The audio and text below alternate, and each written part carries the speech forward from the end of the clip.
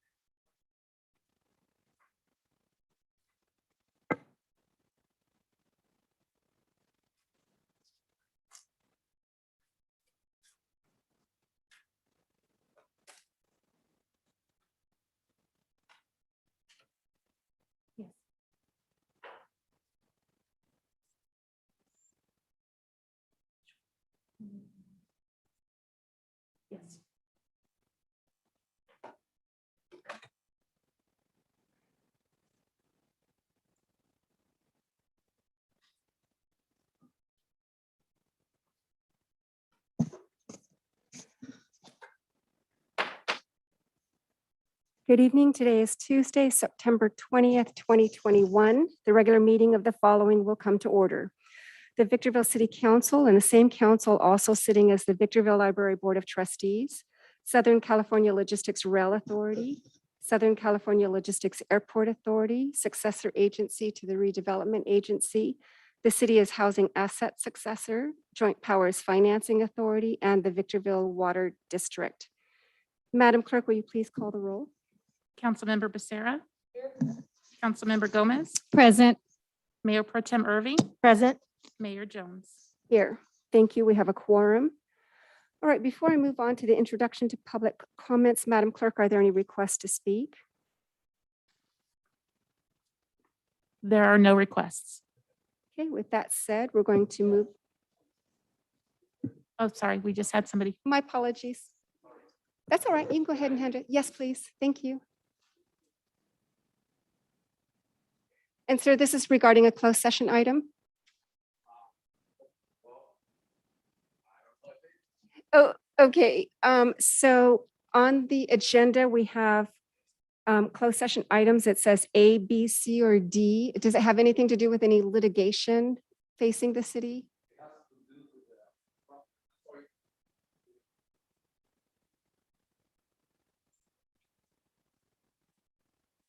If it's an item that's not posted on the agenda, we would normally take that up at the 6 o'clock hour, sir. Toma la oportunidad y habla porque no Member Gomez sabes. has not been recognized and does not have the Tienes floor 3 and will minutos. suspend. All right, thank you very much. Thank you, sir. So we look forward to hearing from you at the 6 o'clock hour. Thank you, sir. No, no worries at all. All right, so now we're going to move on to the declaration of closed session items. Mr. DeBortnowski.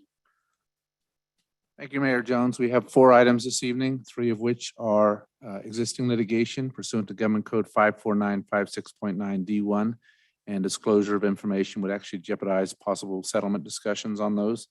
The 4th item is anticipated litigation pursuant to Government Code 54956.9 D2, and the facts and circumstances surrounding that are set forth on the agenda.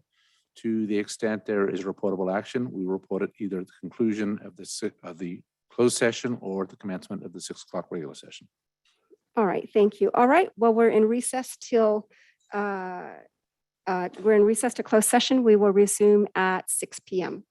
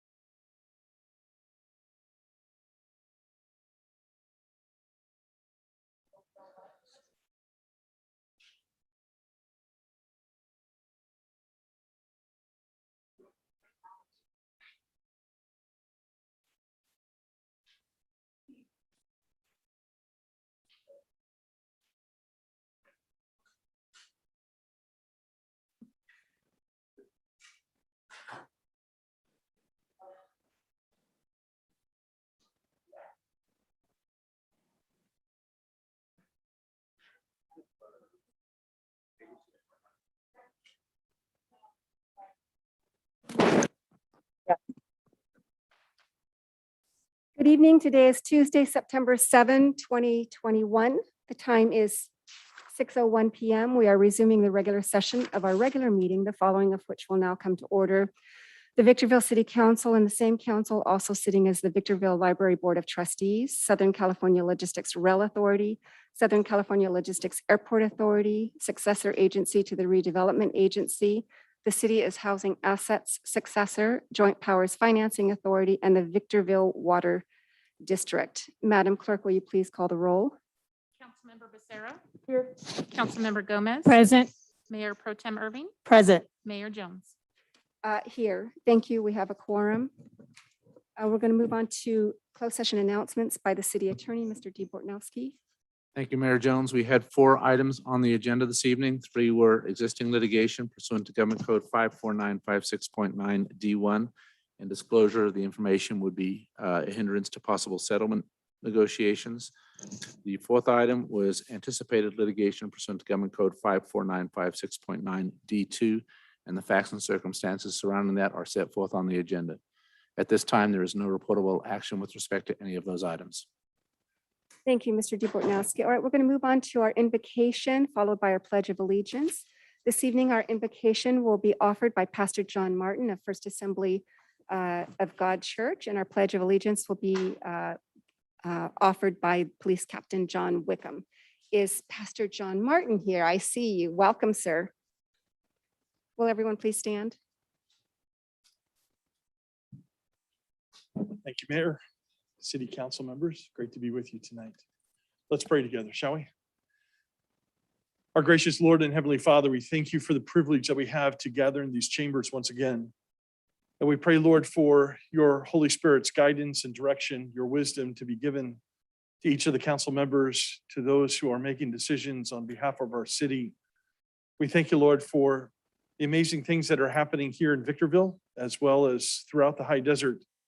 And yet, Lord, we also remember that it's through your sustaining hand that we're able to accomplish what we do.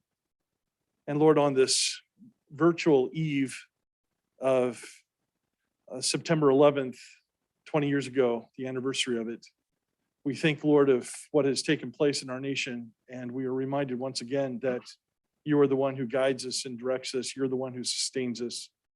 You're the one who protects us in the midst of things that are tragic that come our way. We see that throughout the world. We see that, unfortunately, at times here in the high desert. And we pray that as we meet together tonight, that you would guide and direct, that every decision that's made would be one from your hand above, and that you would particularly give each of these council members wisdom in some cases beyond their years, to guide and direct this wonderful city to a brand new place in the future. Thank you for your presence with us. In Jesus' name we pray. Amen. Thank you, Pastor. Please join me in the Pledge of Allegiance. Face the flag. Ready, begin. I pledge allegiance to the flag of the United States of America and to the republic for which it stands, one nation, under God, indivisible, with liberty and justice for all. Thank you, Captain Wickham. All right, Madam Clerk, will you kindly present the agenda and any revisions thereto? There are no revisions to the agenda. Thank you. And moving on to conflict of interest declarations. Council members, do you have any declarations to make? Hearing and seeing none, we're going to move on. Before I move on to the introduction to public comments, Madam Clerk, are there requests to speak? Yes, Madam Mayor. The first person to speak would be Mr. Lopez. Okay, one moment. Let me do the introduction first. So everyone, welcome to tonight's meeting of the Victorville City Council.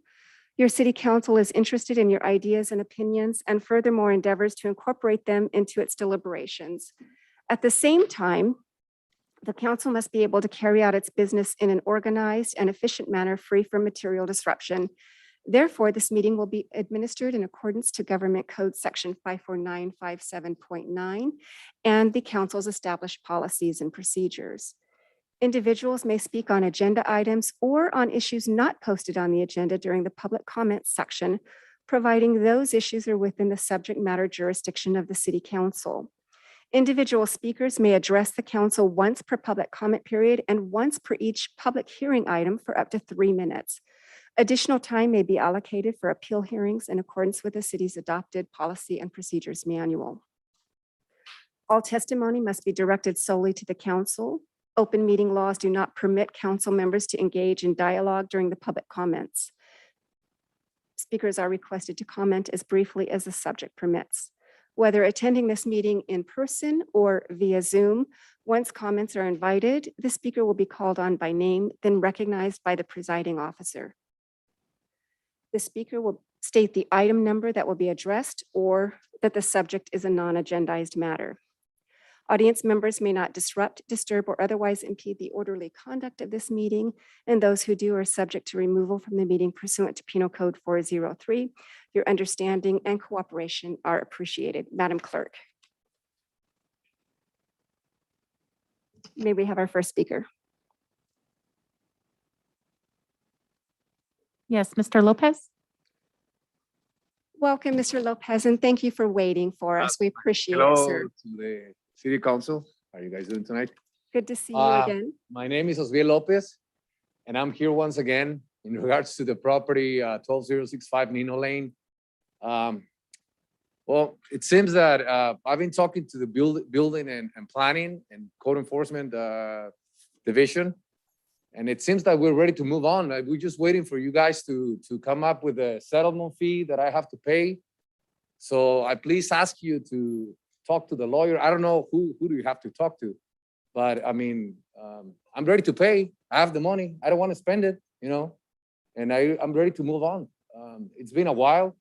I bought this property 8 months ago, and I think we have more important issues to respond than to this situation. So I would really, really, really appreciate that you guys listen to me, talk to your lawyer, talk to the people you have to talk, and hopefully I don't have to come back here again. And if I have to come back, I want to say hi to you guys, not come up with this issue again. So hopefully you can listen to me, and I thank you for your time. Thank you, Mr. Lopez. We appreciate you, Thank and our attorney's office will be in touch with yours. Thank you. Madam Clerk? Our next speaker is Miranda G.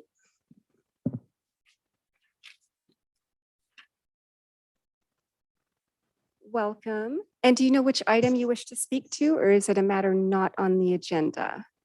I don't really know. I'm just. All right, go ahead. Good Welcome. evening, Council members. My name is Miranda. I'm 14 and I'm a youth member of the High Desert Community Coalition.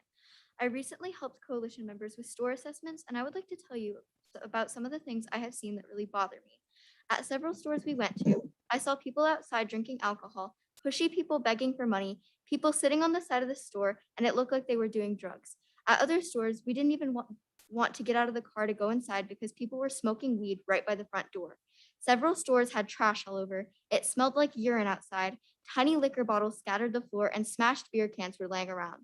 At a couple of stores, there were people outside throwing up on the side of the building. It was disgusting, and I didn't feel safe going inside a store that is supposed to be convenient. I'm here to tell you this because I think it is important for you to hear about these problems from a young person's point of view. I just started 9th grade and I am taking college classes because I'm trying to build my future.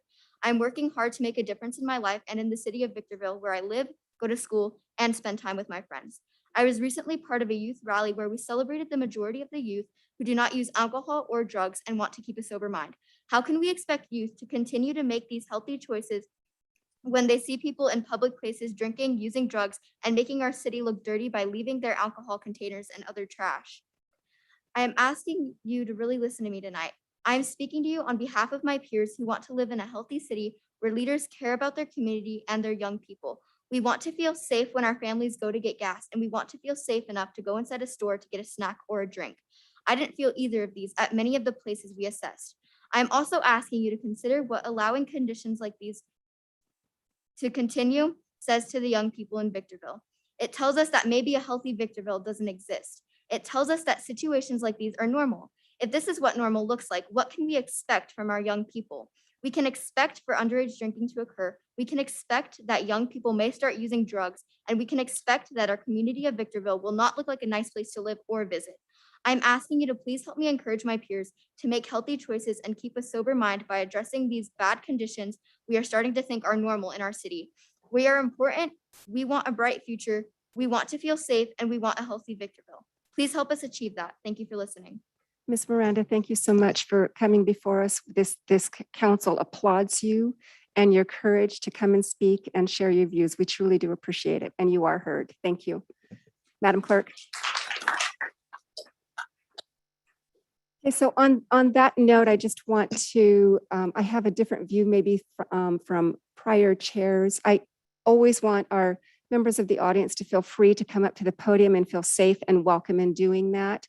So to that extent, I would, while someone is speaking to hold applause and so forth so that that person is comfortable, I certainly think that respectful and civil applause after the speaker has left the podium is part of free speech. And so certainly the chair doesn't have an issue with it.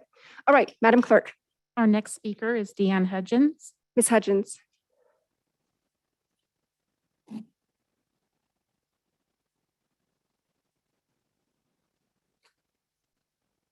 Good evening, Madam Mayor and Council. The previous speaker said a whole lot of the things that I would have said. So I'm going to kind of move mine along a little bit. I know that we have hired additional or are supposed to have hired additional code enforcement officers with our Measure P money. I'm not certain exactly when they're supposed to be out on the street and fully trained and I'm not even exactly sure, obviously, because I'm not a part of the decision-making, what they will be doing and what their focus will be.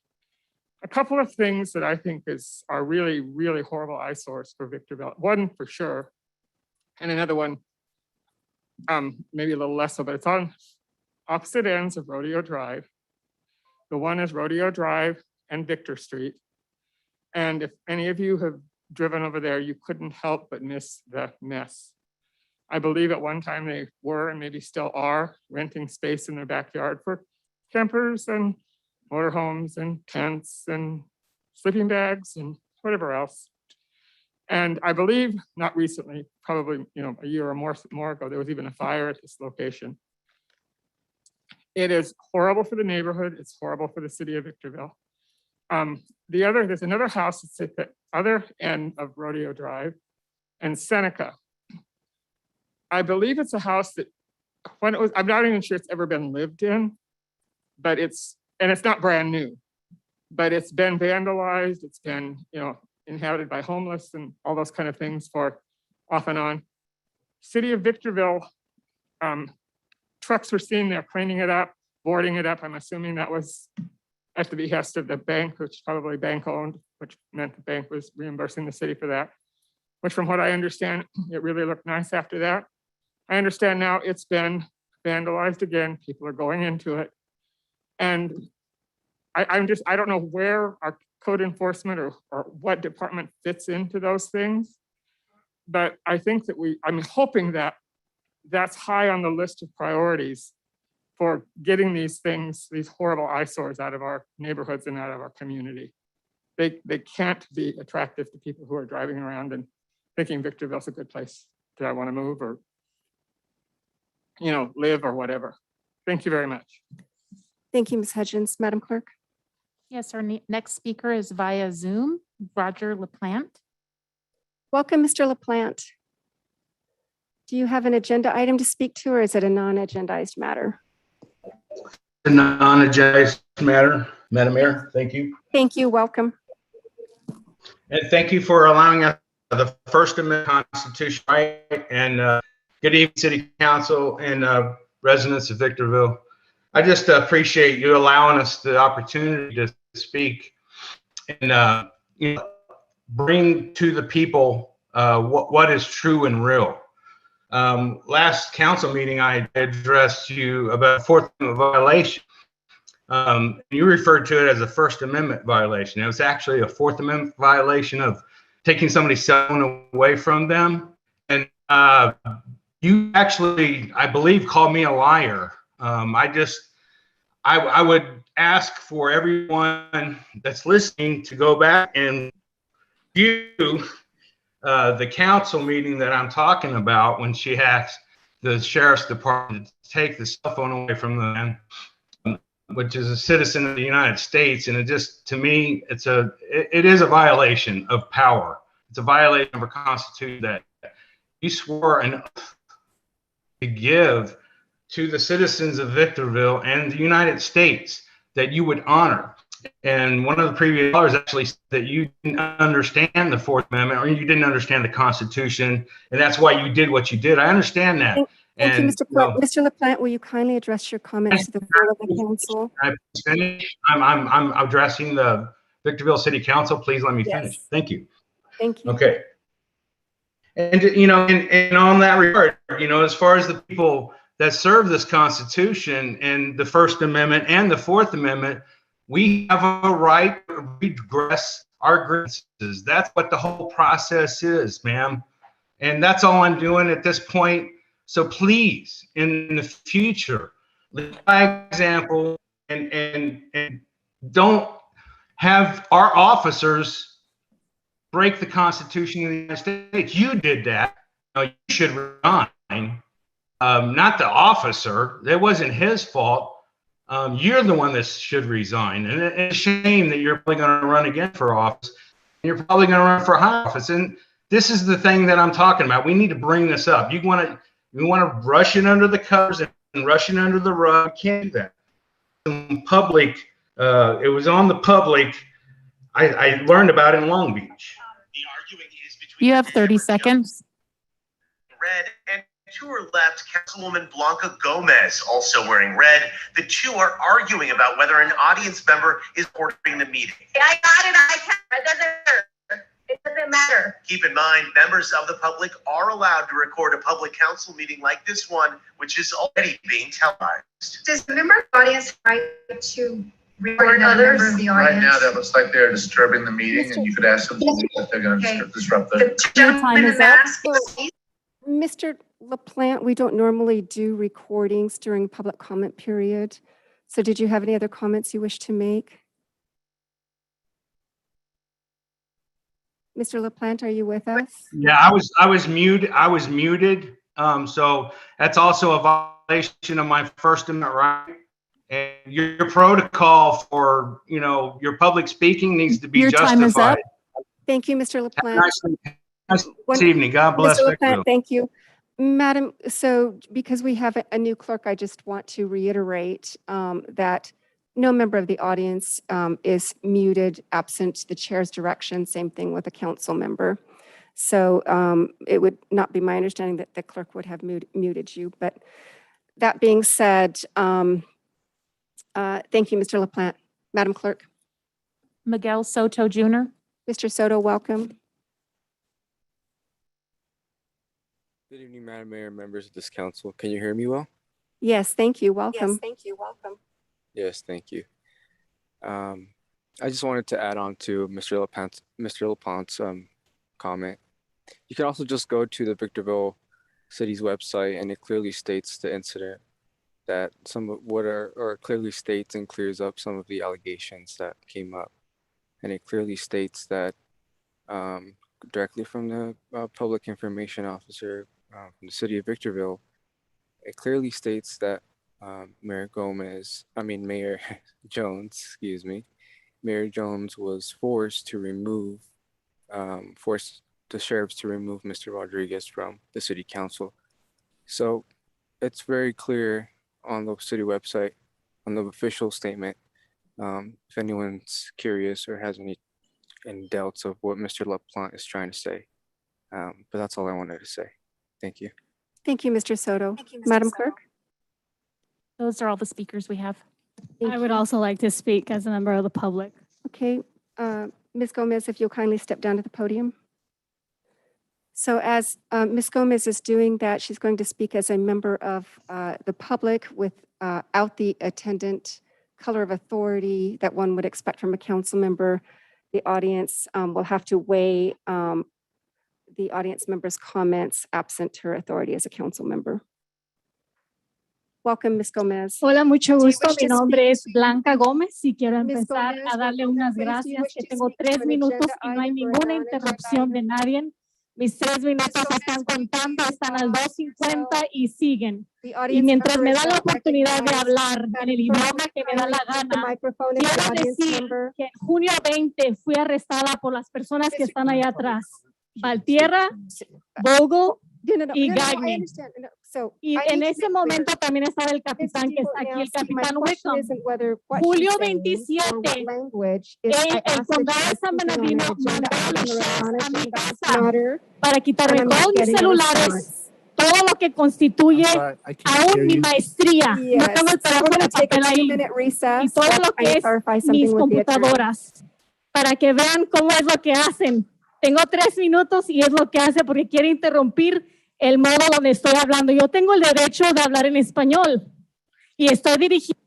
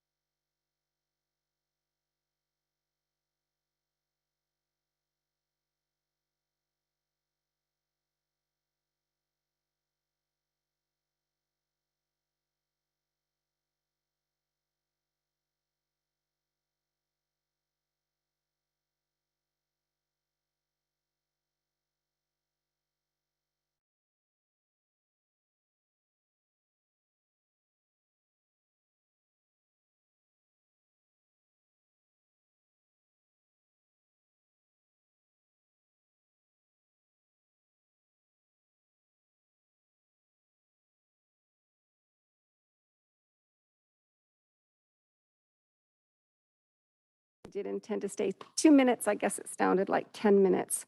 So with that said, the reason that the chair called the recess was to gain clarification from the attorney, and I had to do it in the way that I did because the attorney could not hear me. Having the floor, the attorney couldn't hear me. So the question that I asked the attorney was, how to proceed, because normally when someone comes up to the podium, I'll ask, or it's understood as part of our practice, that you state the item number to which you wish to speak to, or whether it's a non-agendized matter. And the audience member, Ms. Gomez, refused to yield to the question of the chair. And so it made it very difficult for this council to continue. And so I was just seeking advice as to how to do that. That said, most of the time that Ms. Gomez was speaking should not have been on the clock, because I asked the mic to be muted and because the audience member did not have the floor at that time. With that having been said, Ms. Gomez, if you would like to take the podium again to finish your time, you're more than free to do that. Madam Clerk, are you aware of the amount of time that would have been left to Ms. Gomez? 2 minutes and 32 seconds. Thank you. Ms. Gomez. Aquellas personas que desafortunadamente le cortaron el video, lo que estaba diciendo es que junio 20 fue arrestada por hacer video y defender a otra persona por sus derechos comunitarios, que debe ser su primero y cuarto constitución, sus derechos constitucionales. Las personas que están ahí atrás, que es Gagny, oficial, Valtierra y Vogel, fueron las personas que fueron parte de eso con el señor Capitán Wickham. El 27 también hicieron un trofeo para ir a mi casa y quitarme todos mis celulares, todo lo que tiene que ver con mi tecnología. Como estoy trabajando en quiero ser una doctora Gómez, muy pronto. Ellos estaban instituyendo para robarme eso, pero yo continúo con mis estudios. Nada fue lo que ellos querían hacer. Correr una computadora mucho mejor, 2 teléfonos más nuevos, pero lo que sí falló fue me robaron la maestría. Tengo de A-State, yo me gradué, tengo una maestría en Public Administration. Se la robaron, eso no la tengo que volver a pedir. Pero les digo todo eso porque no he platicado mucho acerca de esto, porque sé que la señora Liz, la señora Jones, están muy entradas con los policías y tienen mucho que hacer para tratar de sacarme de la oficina, pero no lo van a hacer porque hay un poder mucho más grande que ustedes, aunque se unan. Y entonces es muy importante para mí decirle, yo sí estoy corriendo para congresista. Junio 7, 2022, mi nombre va a estar en la boleta. Yo voy a estar ahí y un día voy a ser congresista. Y voy a representar a la comunidad como lo he hecho de muchas formas. Como siendo una persona local ahorita como gobernadora que lo soy. Me vas a ver ahí y te vas a sorprender un día. Porque lo que estamos haciendo con la comunidad es más poderoso que lo que pueden hacer las voces que están queriendo apagar el idioma español, o ya sea con señas también, que es lo que puedo usar, y es un beneficio para la comunidad que es sordomuda. Muchas gracias por darme el tiempo, porque mi 30 dedicación seconds. era para la comunidad, no para ustedes. Thank you, Ms. Gomez. All right, Madam Clerk. Jennifer Neary, she has not identified agenda item. Thank you. And I'm sorry, who is the speaker? Jennifer Neary. Thank you, Ms. Neary. Welcome.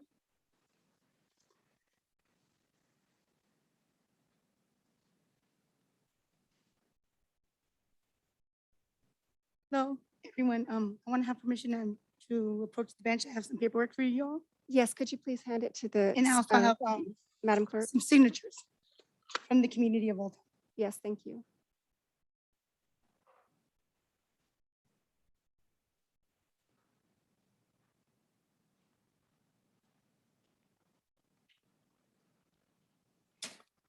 Hello, everyone. I'm here. My name is Jennifer Neri, and I'm here on behalf of Root and the Old Town community. And first, I want to start off. It's regarding the ARPA funds, and we want to thank you all for, we commend you all for the quick action. As you know, that the funds are meant to help support those most impacted by COVID-19 pandemic.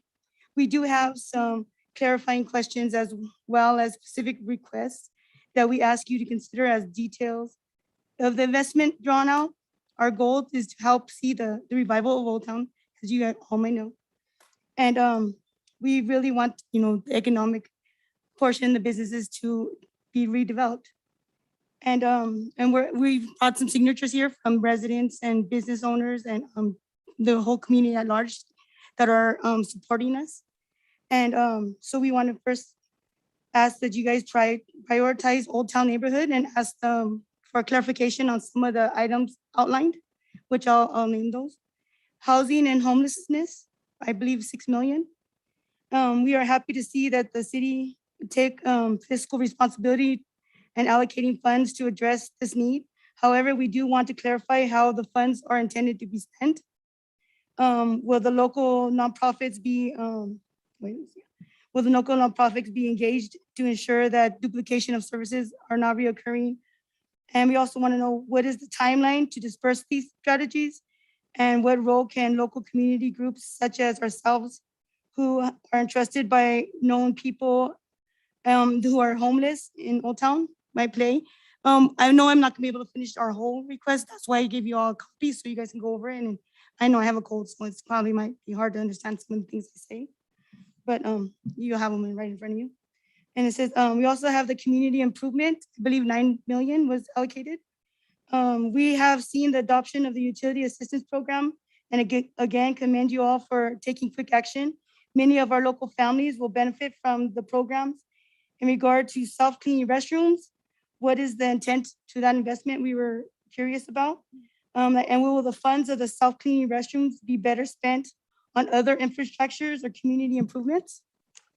Like possibly the existing restrooms and maybe even creating like a local employment opportunities by creating a janitorial staff for, and hiring residents, local residents.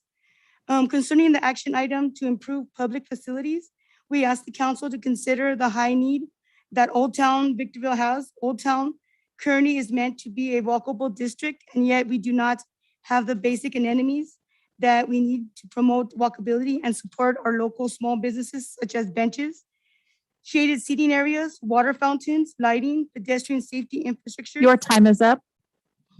Okay, well, thank you all. We have this. Thank You you, guys all Ms. have a Mary. copy We of the appreciate it. Thank you so much. All right, Madam Clerk. Our next speaker is via Zoom, concerned citizen. Thank you. Hello, can you guys hear me? Yes, welcome. Thanks. I just wanted to make sure that we're going to get a transcript online of what Blanca Gomez just spouted in Hispanic language, since we're not Hispanic. That's all I have to say. Yeah, thank you. I appreciate the question. However, audience members can speak in whatever language they choose during public comment period. Okay, so since she's a council member and has a little bit more intimate knowledge, that's okay? She was speaking as an individual audience member at the time. Okay, thank you. You bet. Madam Clerk? There are no more speakers. Thank you. With that said, the public comment period is now closed. The chair brings the item back to the council. We're going to move on to our first business in order, which is the consent calendar, items 1 through 5. Motion is in order for the council and the council acting on its various boards and directors to approve action on the consent calendar items 1 through 5 in accordance with the recommendations presented on the agenda. Thank you. Staff recommendation? Thank you. We have a first and a second. Madam Clerk, please take the vote. Councilmember Becerra, Aye. Councilmember Gomez, Aye. Pro Tem Irving, Aye. Mayor Jones. Aye. Motion passes unanimously. Thank you. So the council and its various boards of directors has taken action in accordance with the recommendations laid out on the agenda. Next business in order is the written communications, beginning with item number 6. And this is the third amendment to the standard lease agreement for Building 678 and portions of Building 682 by and between the Southern California Logistics Airport Authority and the Boeing Company. Mr. Metzler, will you kindly introduce the item? Thank you, Madam Mayor and members of the council. Yes, this item is amendment to an existing lease, largely for 678, hangar 678, but also for building 682, involving the Boeing companies, who's been a tenant in a growing sort of capacity since 2003. Its existing contract for the aforementioned facilities effectively run through 2025, August of 2025. And Boeing has a vision longer than its existing termination date for those respective facilities. So they have in fact asked for an additional 3-year option, which they would be seeking in this approval tonight. With that, the item's been authored by Airport Director, Mr. Eric Ray. He's available for any specific questions or comments you might have regarding this item. Thank you very much. Madam Clerk, will you kindly read the recommendation? That the Southern California Logistics Airport Authority Board of Directors approve the third amendment to the standard lease agreement for Building 678 and portions of Building 682 by and between the SCLAA and the Boeing Company, and authorize the airport director to execute said amendment. Thank you, Madam Clerk. We're going to move on to technical questions for clarification, beginning with, as it relates to the staff report, beginning with Member Becerra. Thank you, Madam Mayor. Mr. Metzler, I notice on page 275, it puts out the next 5 fiscal years, but the 5th year it shows only 176,000, where all the other prior years are between 8 and 1 million. Can you tell me why?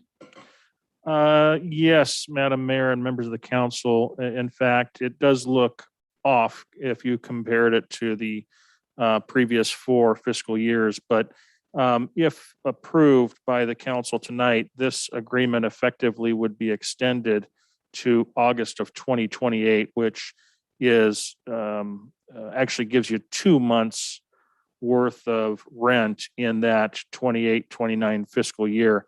It'd be our hope that sometime in the near future, Boeing is actually considering taking that lease out further. And if it does, then in fact, you would see a much larger number in that 28-29 fiscal year. But we can only forecast the rent to be generated based upon the term.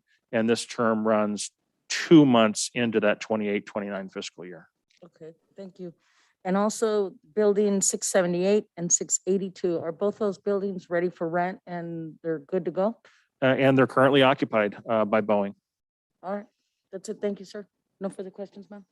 Thank you, Member Becerra. Member Gomez, questions as to the staff report? Would the director of the airport be so kind as to give a synopsis of the various amendments conducted through the standard lease agreement for the buildings enlisted, an item along with the objectives and purpose of this city council's approval item? Thank you. So Mr. Ray, hold on one moment. Mr. Metzler, this typically goes to you for you to pass it on. Would you like to give that to Mr. Ray? Yes, I would, but I believe a lot of what Councilmember Gomez is asking for is actually in the staff report. So maybe to add value above and beyond what's already in the staff report, Mr. Ray can discuss their evolution that has generated the amendments over their course of time in Hangar 678. Mr. Ray. Yes, ma'am. As Mr. Metzler had stated, there's only been 2 prior amendments, and those 2 are in your package. In this particular case, Boeing simply wanted an additional 1 year, 1 option term for 3 years. So the reason we take these contracts to the board is because they are above a dollar amount by which staff can execute. So all contracts above a dollar amount go to the board for approval. When Boeing first occupied, I believe this hangar, I believe it was in 2016. Correct me if I'm wrong, Eric. 2013. I'm sorry, 2013. And they started out occupying this hangar resultant from having already been located at SCLA since 2003. In 2003, from 2003 to 2013, largely over that 10-year period, Boeing has largely operated its capital division there, its leasing arm, where all of its assets that were under lease that were returned to them as the lessor airplanes got parked and were maintained. Their business grew and it grew exponentially, as we saw in 2013, when they started seeing the regular and more recurring need for hangar space, especially related to their flight testing operations. So that was really a trigger in 2013. And from the flight testing operations, as those new variants of aircraft, largely the 787s, the Dash 8s, all the way through the Dash 10s, because of the specialty nature of work done on those type of aircraft, they're largely composite type aircraft. They needed a dedicated facility so that they can then conduct a lot of the maintenance repair work that other maintenance repair companies weren't certified for yet. There hadn't been a certification yet or largely rolled out for that aircraft. So Boeing had to actually bring those planes back after they've been flying to do the repair work. And so they've had a recurring need for enclosed hangar space, and absent 678 being a part of their business plan, they wouldn't be able to have conducted that work at SCLA. And as we're currently seeing it, they're continuing to plan additional flight testing. They're continuing to do a lot of MRO work related to those aircraft. And they're also are responsible in large part for overseeing a lot of the aircraft that have been manufactured, rolled off the assembly line, and actually parked here because they have no place to go right now. And even still, those aircrafts still need maintenance. So I think that's the background as to what's really been necessitating the needs for the options, and the need for the options going forward is that they're continuing to see a demand for this space because their work on aircraft, it's not going away. And will the SCLA director be in consideration of future amendments for the purposes of retaining employment as stated in this report? If it's desirous of Boeing to continue on beyond the existing term proposed under this agreement, absolutely. And have the former amendments stayed, or has there been modification to the terms and conditions? And if so, would you please detail what those changes were, since they are not marked on the original lease agreement? Maybe not marked in the original, but certainly outlined in the staff report. And the changes to this, to the existing relationship, largely are dealing with the term. And in fact, if you refer to page 281, you'll see that the amended terms are only speaking to two particular sections outlined on that particular page and dealing with option term. I'm sorry, what was the last part? And dealing with what? Option term. Has there been any issuance in the past for the use of the leased premises with egress and egress blockages to other SCLA hangars that have been documented, or where there was something like an oral warning? Not that I'm aware of. Okay, so we're going to see that as a no. Are the SCLA rules and regulations amended to demonstrate growth or changes with roles, duties, and or changes in the field of airport usage? Not as a part of this item. Okay, the last time this was amended was in 2007, so there has no growth to be evaluated for us to even consider any modification. Is that what you're saying? No, you're originally speaking to the rules and regulation, which is a completely separate and distinct document, typically only referred to as a document in this lease agreement. The rules and regulations are something completely separate that's governing how operations are to be conducted into the airfield. And that's something that's done by staff, independent of any of its contracts. Yes, so let me reframe the question, because staff has the duty to look at what these rules and regulations are up to date. Are they considering in any fashion to modify them? It's been a couple of years, so I'm just wondering. It's possible, but not directly related to this particular item. The airport rules and regulations were crafted by staff at SCLA or adopted by other airport rules and regulations. Do we know if it was staff or any other entity? Oh, okay, Mr. Metzler, if you'll hold on for a moment. So this is really, the chair has offered a lot of latitude on this, but the item is to whether or not the council is, we're looking at the standard lease agreement for these buildings, not the rules and regulations. So if we could come back to the purpose of the agenda item, it would be Yes, helpful. and so I'm glad you said that because the purpose of having the agenda is to be able to create a rational decision-making process to be able to either say yes or no. And that's why there's these archived facts that will allow me to understand if I should or should not be voting a certain way. So thank you for expressing what you did. My last question is, I'm not sure if there's a list that we have that Your can time be is up. provided, but I would be asking for one. Member Gomez, your time is up. You're All right, welcome. Mayor Pro Tem Irving, questions as to the staff report? No, I don't have any questions. Thank you very much. Thank you. And the chair has no questions. Moving on from the question period, the chair invites a motion from the SCLAA Board of Directors. Move to accept staff recommendations for item 6. Second. Is there a second? We have a first and a second. Going to move into discussion on the pending motion, beginning with the maker, Mayor Pro Tem Irving. No discussion. Thank you. Thank you. Member Becerra. No discussion. Thank you. Thank you. Member Gomez. Yes, I wanted to know if there was a list that could be placed on my box, if it was reasonably able to be produced when I was cut off and the time where I was interrupted was not withheld, giving me the opportunity of finishing my sentence. So thank you for this opportunity.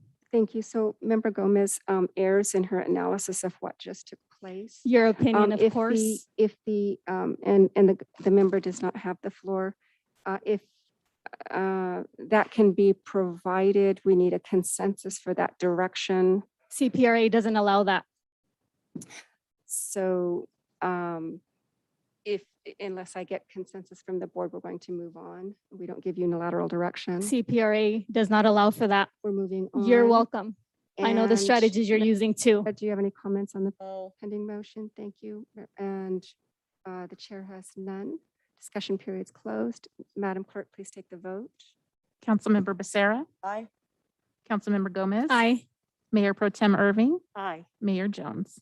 Aye. So with that said, the motion did pass. Thank you, Madam Clerk. I spoke for you unanimously, and the SCLAA Board of Directors has taken action in accordance with the recommendation laid on the agenda. Moving on to item number 7, ratification of the acceptance of Federal Aviation Administrative Grant Agreement number 3-06-0359-030-2021. Mr. Metzler, will you tee up the item? Thank you, Madam Mayor and members of the council. Separate from the ARPA funds that the city's familiar with, the 33 or 34 million for that we've considered for a variety of citywide projects. The ARPA also separately identified funding for airports throughout the country. And those funds administered through the FAA get identified and distributed to airports. And in our particular case, SCLA had been identified for $59,000 of ARPA funds. And these funds can be used for general operating purposes. So in this particular case, we've created a fiscal impact identifying an appropriation on the revenue side, but also an equal appropriation on the expense side, basically to offset existing operating costs of the airport. The author on this item is your airport director, Mr. Eric Ray. He's available for any questions or comments you might have. Thank you. Madam Clerk, please read the recommendation.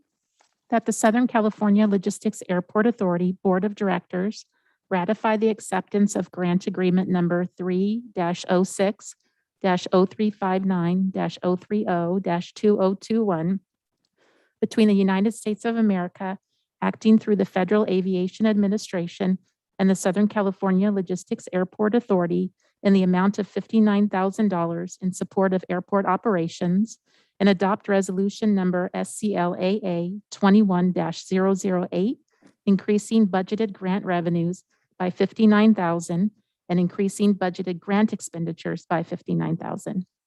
Thank you, Madam Clerk. Moving on to technical questions for clarification as it relates to the staff report, specifically to the purpose of the agenda item.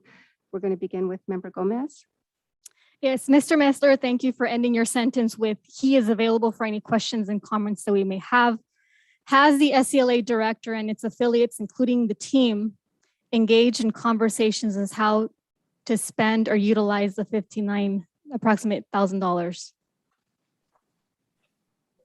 Or is it just seeking the reimbursement for former maintenance and operation performances as stated earlier by the city manager? As I stated, but I will allow Mr. Ray to perhaps identify anything more particular, but my understanding, consistent with the way the staff report is written, is that they were being assigned to generally offset operating expenses. Do you have anything better than that, Mr. Ray? No, sir, that's exactly correct. Are the ARPA funds coming from the recently city council adoption, or is that something separately being requested from ARPA funds? That wasn't explicit in the reporting. Thank you, Madam Mayor. Yes, and not explicit in the staff report, but certainly identified as a part of my introduction. These funds are separate and distinct from the 33 million allocated to the city. So did you say it's separate? Separate and distinct. Okay.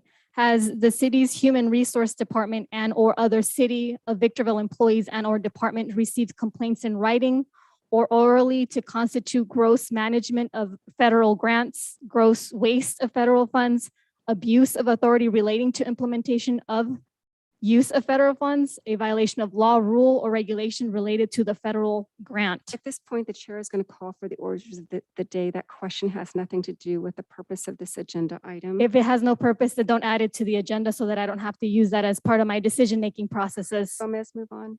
I know you're corrupt and dishonest. That's why you don't want me to ask, and you don't want it answered for the record, because if it goes to the court, we know it would We do not, as a matter fly of policy, in the eyes, attack I'm the sure. personal motives or the character. I'm sure. of I don't know why you callers. keep attacking me and Member interrupting me. Gomez, Let move me ask my on. questions. I'm making decisions Member and I'm one Gomez. vote of 4 votes. Member Gomez. So does not don't bring worry how herself I to- vote. Chair is going to move Okay, you're on. always just Okay, Member Gomez putting refuses stuff to like bring you don't want herself me to to order. The chair is put going it to out move to the on. people.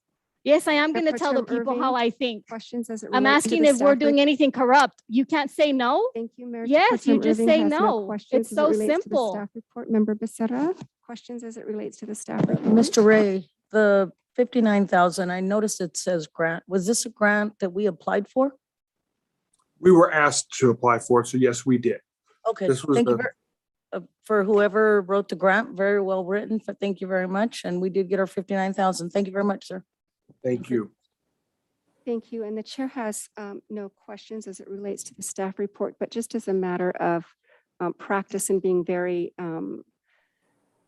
having fidelity toward our policy and procedures manual. So the policy and procedures manual says that when council members are going to ask questions, it's directed to our city manager and then he is free to move it on. So I have always taken it that when Mr. Metzler says that someone is available to take our questions, that means that the person is present and available. So moving on, with that said, the chair invites a motion from the SCLAA Board of Directors. Is there a motion? Motion to approve. Second. Staff recommendation? Staff recommendations. Thank you. All right, we have a first and a second. No discussion. And discussion on pending motion. Member Becerra has beat me to the punch, having no questions. Mayor Pro Tem Irving? No, ma'am. Thank you, Member Gomez. Yes, I'm going to repeat myself. Has the city's human resource department and or other city of Victorville employees and or department received complaints in Member writing Gomez, or we're at the orally point where we're to making constitute comments gross on the pending- mismanagement of federal grants, gross weights of federal funds, Yes, when abuse you of authority yourself- relating to implementation of or use of federal fund, a violation of law, Discussion on the rule, pending- or regulation related to Member the will federal come to grant. order. Yes or no was really Member does hard not to come to order. respond to. So that is where my comments We go are and now stay. moving on. Yes, Thank I'm sure you want to keep interrupting me. Thank you. And the chair has no comments as it relates to the pending motion. Discussion period is now closed. Madam Clerk, will you please take the vote? Councilmember Becerra, Aye. Councilmember Gomez. Aye. Mayor Pro Tem Irving, Aye. Mayor Jones. Aye. Motion passes unanimously. Thank you. So the SALAA Board of Directors has just taken action in accordance with the recommendations set forth on the agenda. Now going to move on to item number 8. This is the award of construction agreement to Pacific Utility Installations Incorporated for the installation of new electric and gas service connections at Lot 19 at the Southern California Logistics Airport. Mr. Metzler? Thank you, Madam Mayor and members of the council. Yes, if you haven't seen it already, it's definitely worth the drive out, Lot 19 at SCLA. A tremendous amount of construction underway, a lot of earthwork, a lot of trenching for utilities, and they may be close to pouring. I believe they're setting forms now for concrete. So I would certainly encourage that. It's about 820,000 square foot of building space. This item is related to that project in that we, as VMUS, the Victorville Municipal Utility Services, has entered into a facility agreement with the developer, Sterling Capital. Like other developers or developments out there, to provide power ultimately to each of these projects, we do require a facilities agreement, which effectively establishes the responsibility to pay for costs associated with design and installation of anything from cabling to transformers to make sure the provisions of power are available and properly made available upon completion of a project such as this. So in this particular item, this item is dealing with the actual award of contract for the construction of all the electric utility work. It will also accept those transformers that we authorized for approval at the previous council meeting to actually construct the pads and install those. This effectively takes all of the physical work and puts it in place so that when the building is complete, it has the proper electricity in place to provide service. So with that, this item has been authored by your Director of Electric Utilities, Ms. Brenda Hampton, and she is available for any questions or comments you might have. Thank you. Madam Clerk, will you please read the recommendation? That your Honorable City Council approves the award of a construction agreement to Pacific Utility Installations, Inc. in the amount of $546,741.25 to install new electric and gas service connections at Lot 19 as a developer-funded project, number CC 22-025. Thank you, Madam Clerk. Moving on to technical questions for clarification as it relates to the staff report. And of course, the purpose of the agenda item. We're going to begin with Mayor Pro Tem Irving. No, I don't really have any questions. What I was going to ask is explicitly stated in the recommendations. This is a developer-funded project. Thank you. Right. Thank you, Mayor Pro Tem. Member Becerra. No questions. Thank you. Thank you, Member Gomez. Yes, is Sterling under the law considered a customer for the purposes of providing new services?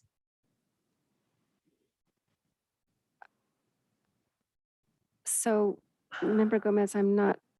Yes, because you didn't sure read what- it. And you don't do the study like I do. It's part of the contract and that's what we're approving. Gomez will suspend. No, It's- you will it's inappro- suspend. You're always trying to use your authority so that I don't ask the Member questions Gomez, that are are tough you- to answer, huh? I'm trying to. That's all you're understand. doing. Member Gomez, It's not please. your purview how I understand things. Member Gomez, And it are never you will on be. Item number 8. Yes, I asked a question and you're interrupting me. You're always interrupting me because you don't want me to ask the questions. It's simple. I'll try. It wasn't exactly clear. Customer under the law. What I can tell you is that a subsidiary of Sterling Capital is the actual owner of the property, and they effectively are the party to the facility agreement, which that document serves as the document that effectuates all of the design and install. So that's the best way I can explain it based upon my interpretation of that question. Did the city also reach out to the, to solicit,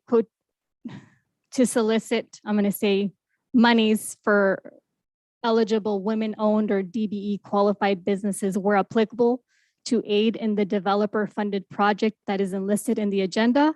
If so, what methods, strategies, and designs, approaches were taken into consideration to demonstrate the such? Thank you, Madam Mayor and members of the council. DBE is not applicable on this particular project. We'll actually get a chance to speak to DBE, I believe, on number 12, as number 12 involves federal funds. But bringing it back to this particular item, because we're not dealing with federal funds, all of these funds for these developer installed improvements are private funds. And so the DBE subject, the DBE requirements are not applicable in this particular case. So, thank you. Could it be presumed that any of the private funding was not allocated from any types of federal fundings that would narrow down to come to the private fund that would then be excluded from adding any DBEs?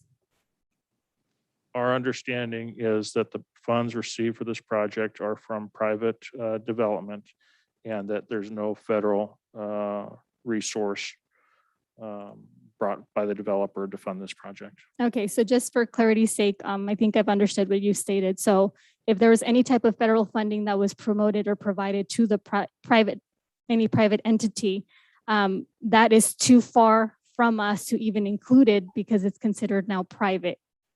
Thank you. I have no further questions. Member Gomez. You're welcome. Chair has no questions and invites a motion from the Victorville City Council. Motion to approve staff recommendation. Second. We have a first and a second. Going to take discussion on the pending motion, beginning with the maker, Member No Becerra. discussion, thank you. Thank you.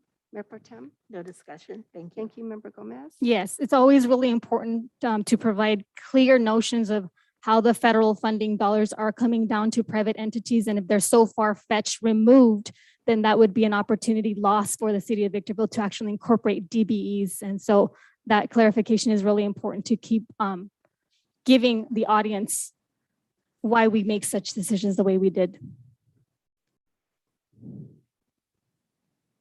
Thank you. You're welcome. No comments on the pending motion. Discussion period's closed. Madam Clerk, please take the vote. Councilmember Becerra. Councilmember Gomez. Yes. Mayor Pro Tem Irving. Aye. Mayor Jones. Aye. Motion passes unanimously. Thank you. So the council has just taken action in accordance with the recommendation laid out on the agenda. Moving on to item number 9, annexation of tract map number 16894 into citywide drainage facilities assessment district number 1.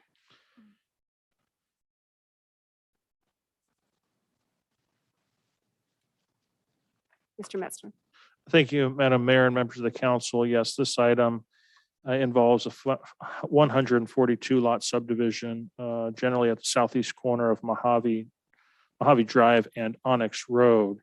And it's a request, it's a developer initiated request to be annexed into the citywide drainage facility. We're at step 2 in a 3-step process. And so with that, what you have before you today is the engineer's report. And of course, the accompanying resolutions. If approved by the council tonight, similar to how we've done this for other annexations into whether they're DFADs or LMADs, we would then initiate the Prop 218 voting process where we would mail out ballots, set a public hearing, and then consider at a later date, that public hearing date, the actual results of the election. With that, Mr. Brian Gangler is your city engineer. He's available for any questions or comments you might have. Thank you. Madam Clerk, will you please read the recommendation? That the Honorable City Council adopt resolution number 21-046 that preliminarily approves the engineer's report for the annexation of tract map number 16894 into citywide drainage facility assessment district number 1, DFAD 1, and adopt resolution number 21-047 to declare intent to annex into DFAD 1, levy assessments on the parcels within said tract, set a public hearing for November 2nd, 2021, and order public hearing notices and assessment ballots to be mailed to property owners of said tract. Thank you, Madam Clerk. Technical questions for clarification as to the staff report, beginning with Member Becerra. Thank you, Madam Mayor. Mr. Metzler, these are houses that are already built, correct? No, these would involve lots that are not improved with houses on them. So these are lots that houses are going to be built. So when people go buy these houses, they're going to know that they're already in these LMADs and DFADs. So it's not going to be a surprise to them, correct? Right. There should be no surprise. Effectively, if we go through the process and this annexation does get approved, effectively every lot, all of those 142 lots within this subdivision will have a recorded instrument upon each of those lots. And so the way it works is once that is done and the lots are built upon, homes are completed, individuals, families start buying those homes. Upon the purchase, there should be a disclosure document such as a preliminary title report or ultimately the final title report that will identify, this assessment. So it's a very publicly, it's a very transparent process in the sense that it's transparent before us here and ultimately yields through disclosure via recorded instruments on the property. So me as a homeowner purchasing a new home, I have the option not to buy in that tract, correct? Yes, you do. Okay, thank you. No further questions, Madam Mayor. Thank you. Sure, Member Gomez. Would you kindly remind the council, stakeholders and the stake seekers of the cost levied on the properties in track number 16894? That should be something identified at least in the engineer's report. And let's see, I've flipping through the document, I've come to page 455.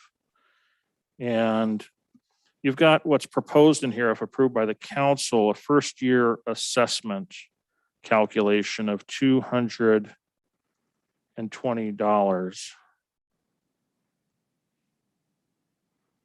So was the $220 then- the cost that was levied on the properties for this track number? And then for everything after the first year would be 204 per year. So in the case of the first year, it'd be 220 on an annual basis. And when is the hearing expected to be approximately brought in, or maybe you have an actual date to be determined?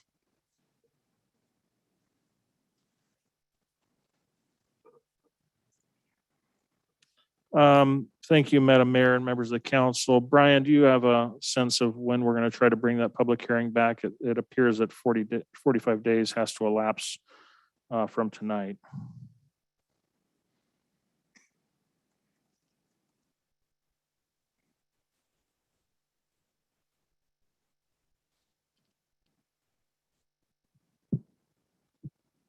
Thank you. Was the question when we expect to have a public hearing? Yes.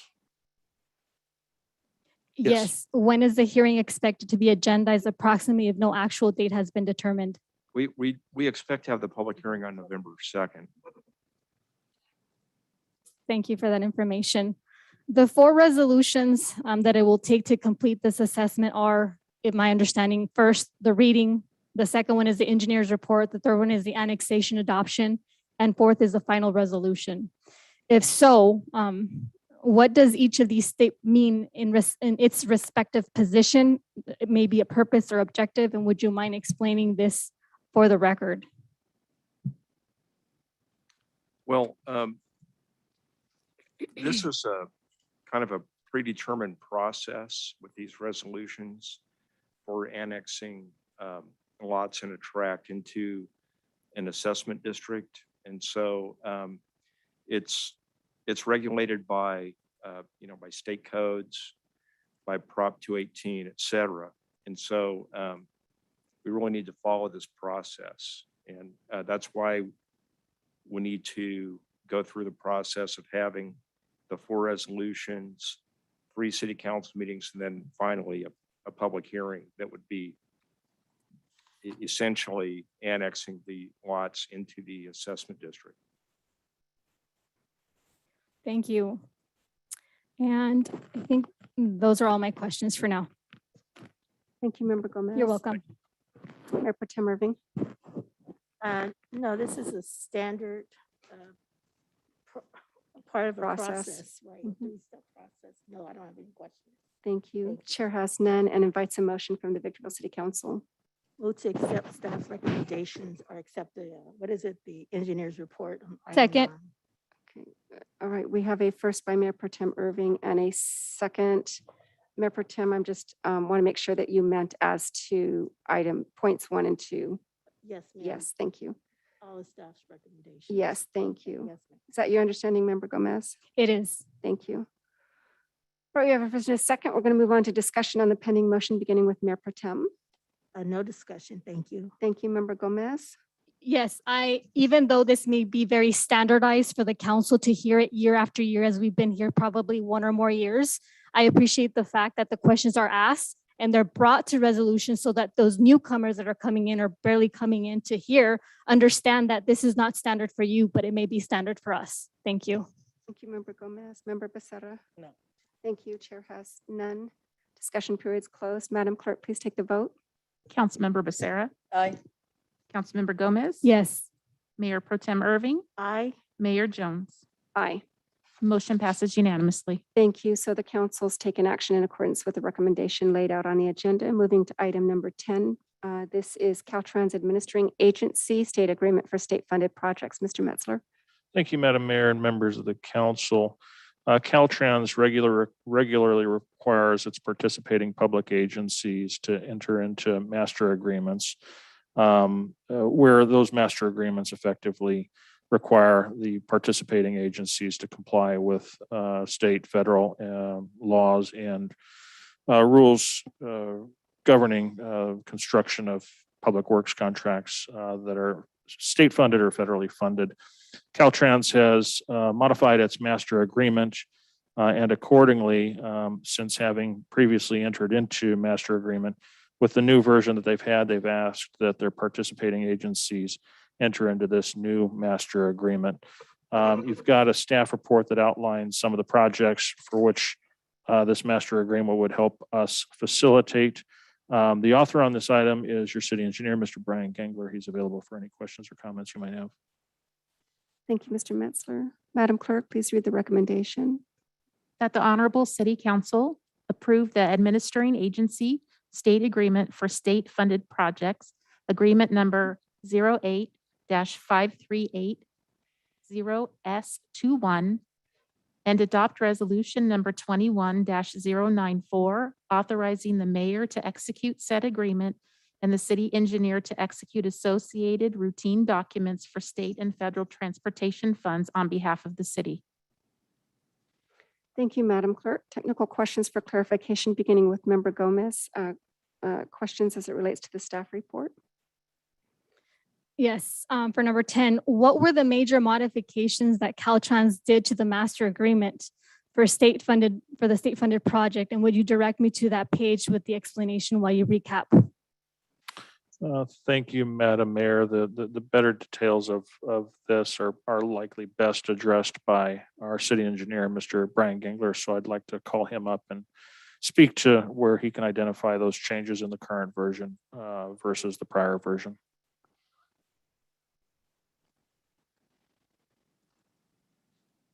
Yes, thank you. Actually, there are two master agreements. This one is for projects that are funded through state funds. There was a prior master agreement for projects funded by federal funds. And the two agreements are similar in many ways, but this one is tailored towards state-funded projects. If you were to do a line-by-line comparison, there are a lot of small differences, but essentially there are more similarities. Okay, thank you. And what is the purpose and the objective of the active transportation program, local road safety program, and the highway safety improvement programs? I'm sorry, did you ask what is the difference? What is the purpose and objective? Okay.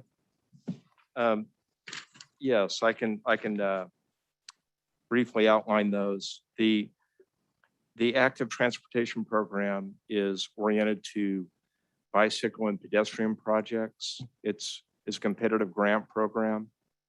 As an example, we had a Safe Route to School project that was funded partly by that program. The local road safety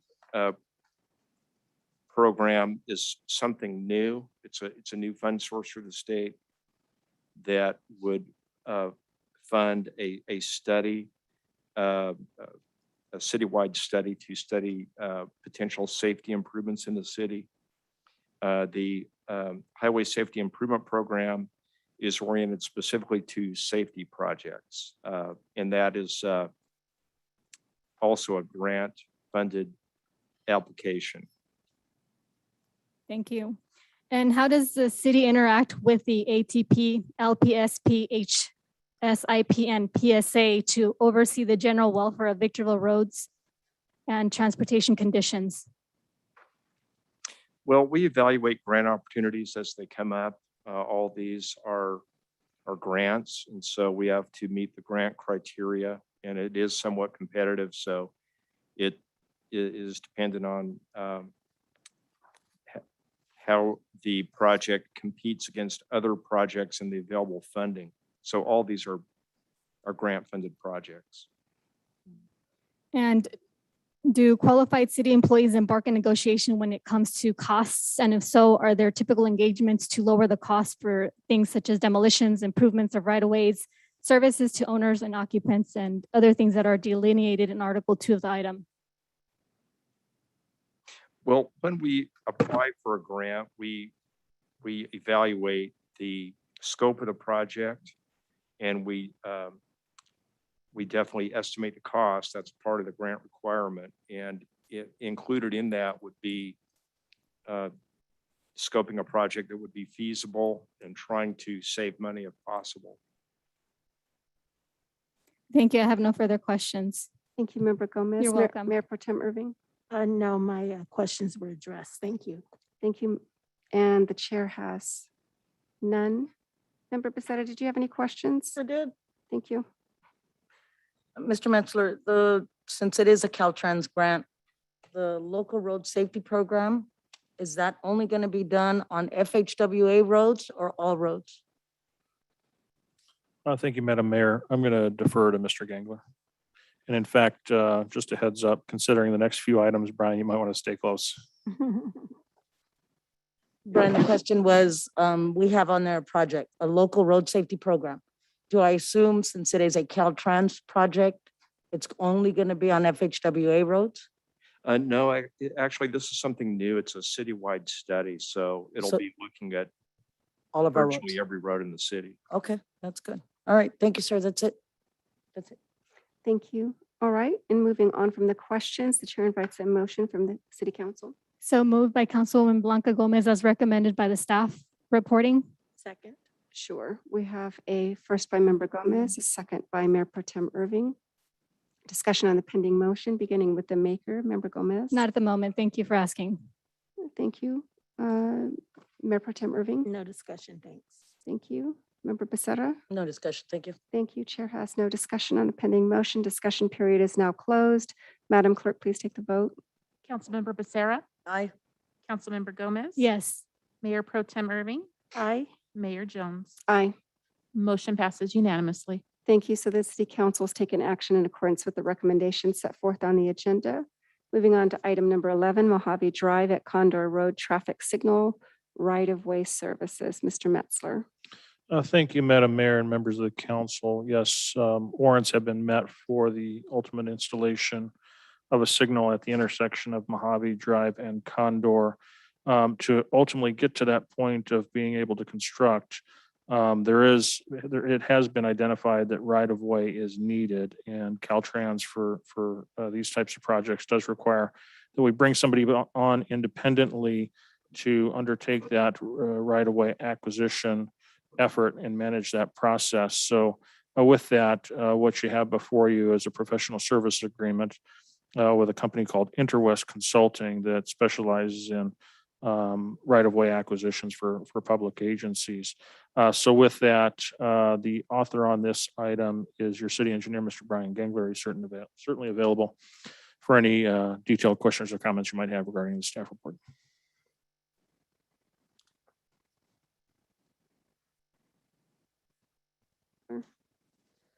All right, Madam Clerk, will you please read the recommendation? That the Honorable City Council approve Amendment Number 1 to the Consultant Professional Services Provider Agreement with Interwest Consulting Group, Inc., increasing compensation by $100,000 for a total not to exceed amount of $125,000 for on-call right-of-way acquisition and appraisal services.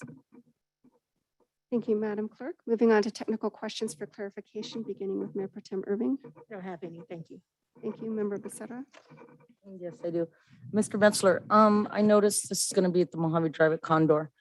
I also remember in Mr. Gangler's 5-year plan, Mojave Drive from point A to point B was also set to get reconstructed? Yes, and I just don't know the status of that reconstruction of Mojave Drive. It's in the work zone. That's why I was wondering when it was going to be done. We did include the reconstruction of Mojave Drive in the Measure I 5-year plan. It was broken into 2 segments. One segment would be from I-15 to Elevado. Okay. That would be not this fiscal year, but next fiscal year. Okay. Then the next segment, which would be Elevado, the Highway 395, was pushed out several years in the future. If I remember right, that was fiscal year 25, 26. And of course, we have to evaluate that every year, and it's based on the amount of cash that we have available. But the immediate area to this signal light is set for next fiscal year. Yes. Okay, thank you. No further questions. Thank you, ma'am. Thank you. Member Gomez. Yes. Was this traffic signal already a part of the capital improvement project list that was beholden by the city of Victorville? Well, we have included it in our, yes, our CIP and in our 5-year CIP before. Is it quite common for the city to contract with Caltrans to acquire right-of-ways to accommodate street designs based on the circulation element? No, typically, according to the Caltrans rules, we need to hire a qualified consultant to perform the right-of-way acquisition because there are a number of federal rules that need to be adhered to. So this company meets those qualifications. And were there alternative options to contracting with Caltrans to gain right-of-way for acquisitions for the complete necessary traffic signal improvement? If so, what were those alternatives?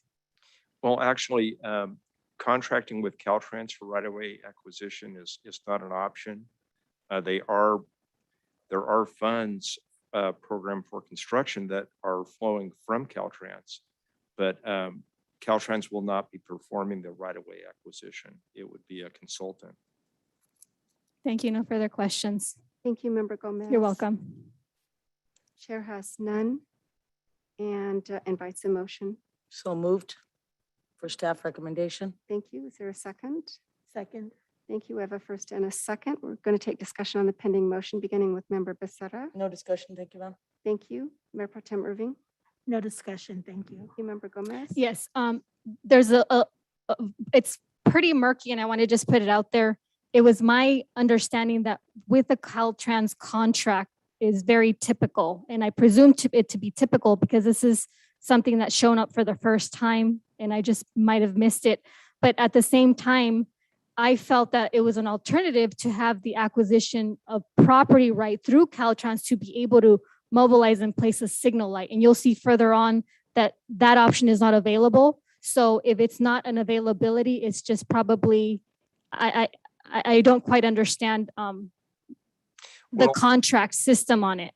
So in a nutshell, because this is a federally funded project, Caltrans actually oversees the federal funding to make sure that the local agencies such as us follows all the federal rules. So really their role is a funding role, but this is a local project. So the city is responsible for the right-of-way acquisition.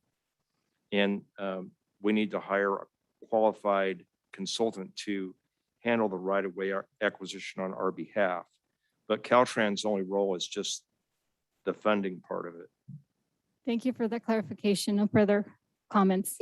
Thank you. And this is the time for comments on the pending motion, but there are times certainly when a question or two is necessary. Chair has no comment on the pending motion. Discussion period is now closed. Madam Clerk, please take the vote. Councilmember Becerra, Yes. Councilmember Gomez. Aye. Mayor Pro Tem Irving, Aye. Mayor Jones. Aye. Motion passes unanimously. Thank you. So the council has just taken action in accordance with the recommendation laid out on the agenda. Moving on to item number 12, Mr. Metzler. Thank you, Madam Mayor and members of the council. This project is long awaited. And this is an award of contract for the widening of the Bear Valley Bridge over the BNSF Railroad, basically the connection between Industrial Boulevard and Ridgecrest. This project generally will include the widening of the bridge so that you can have standard lane widths along that roadway there, along with adequate shoulders. And then most notably to help alleviate a lot of the stacking issues that's currently existing when you're going easterly on the bridge towards Ridgecrest. There'll be a double eastbound left turn from Bear Valley Road to Ridgecrest. Additionally, there's going to be some additional widening as you're making the approaches to the intersections. Altogether, this is a project that is in the order of $12.3 million.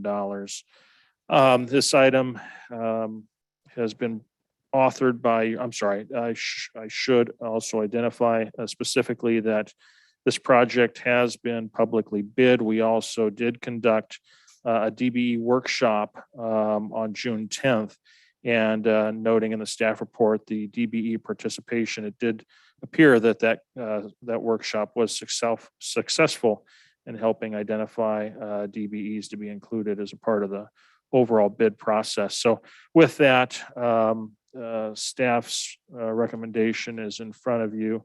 Upon approval, then this would set in motion the ultimate construction of that Bear Valley Bridge. Thank you, Mr. Metzler. Madam Clerk? Staff recommends that the Honorable City Council award a construction contract to Riverside Construction Company in the amount not to exceed $9,818,512.60. Thank you, Madam Clerk. Technical questions for clarification, beginning with Member Becerra. Thank you, ma'am. Mr. Metzler, I noticed you said that a workshop of DBE was done. Do we know if Skanska and Riverside Construction, number one and number two, attended that meeting? I believe the answer is yes, but I would rather Mr. Gangler speak to that specifically.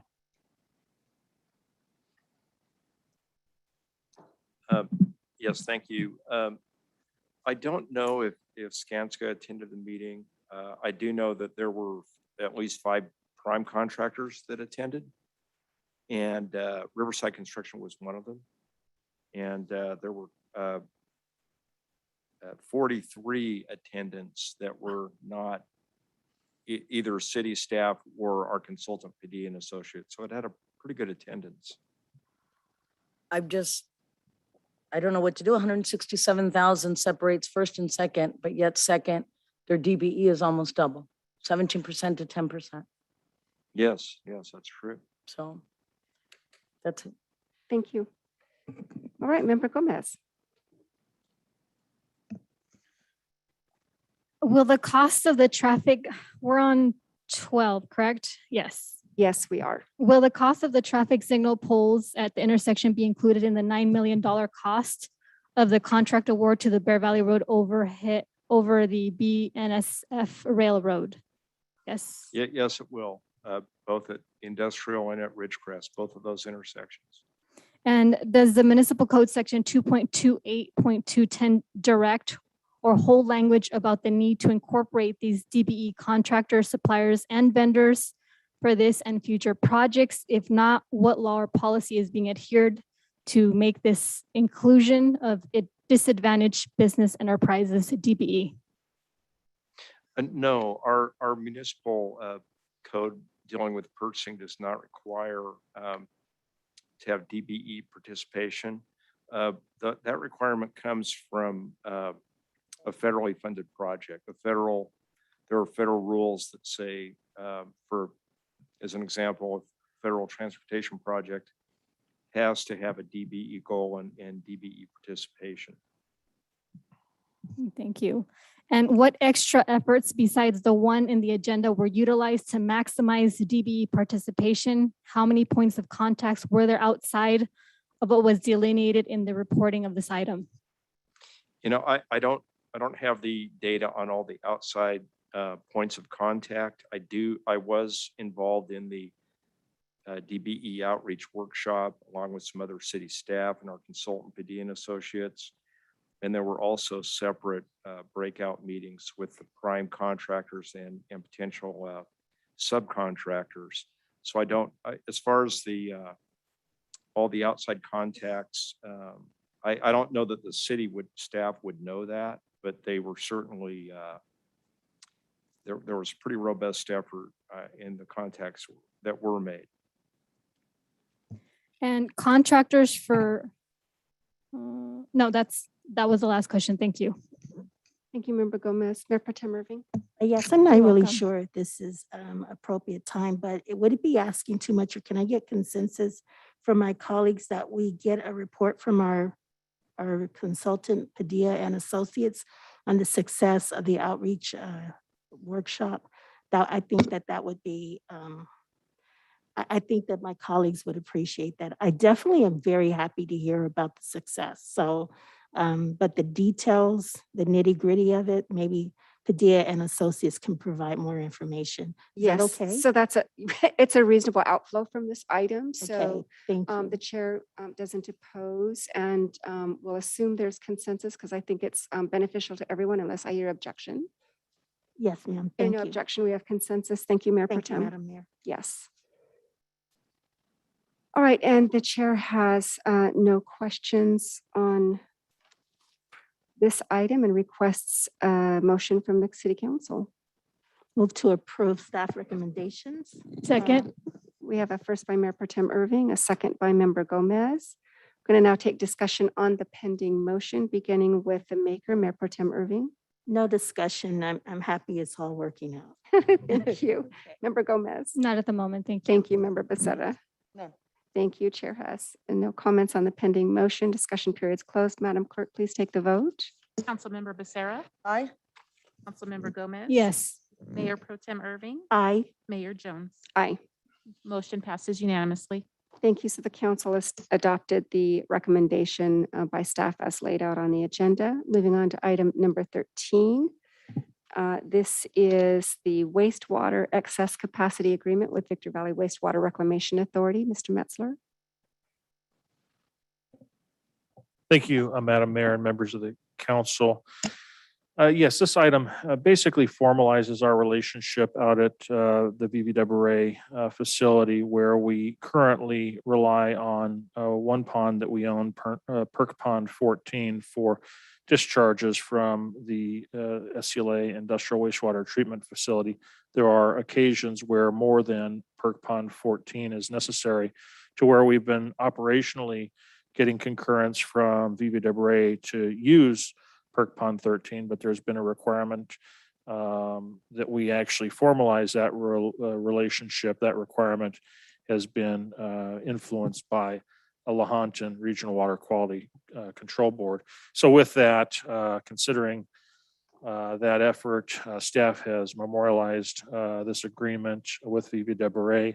The author on this item is your city engineer, Mr. Brian Gengler. He's available for any additional questions or comments you might have. Mr. Metzler, Madam Clerk, please read the recommendation. Staff recommends that the Honorable City Council approve the wastewater excess capacity agreement with Victor Valley Wastewater Reclamation Authority. Thank you, Madam Clerk. Moving on to technical questions for clarification, beginning with Member Gomez. What was the origin of the agreement between Lahontan Regional Water Quality Control Board that created the opportunity for the city and VVWRA to formalize permission to utilize percolation ponds for treating wastewater?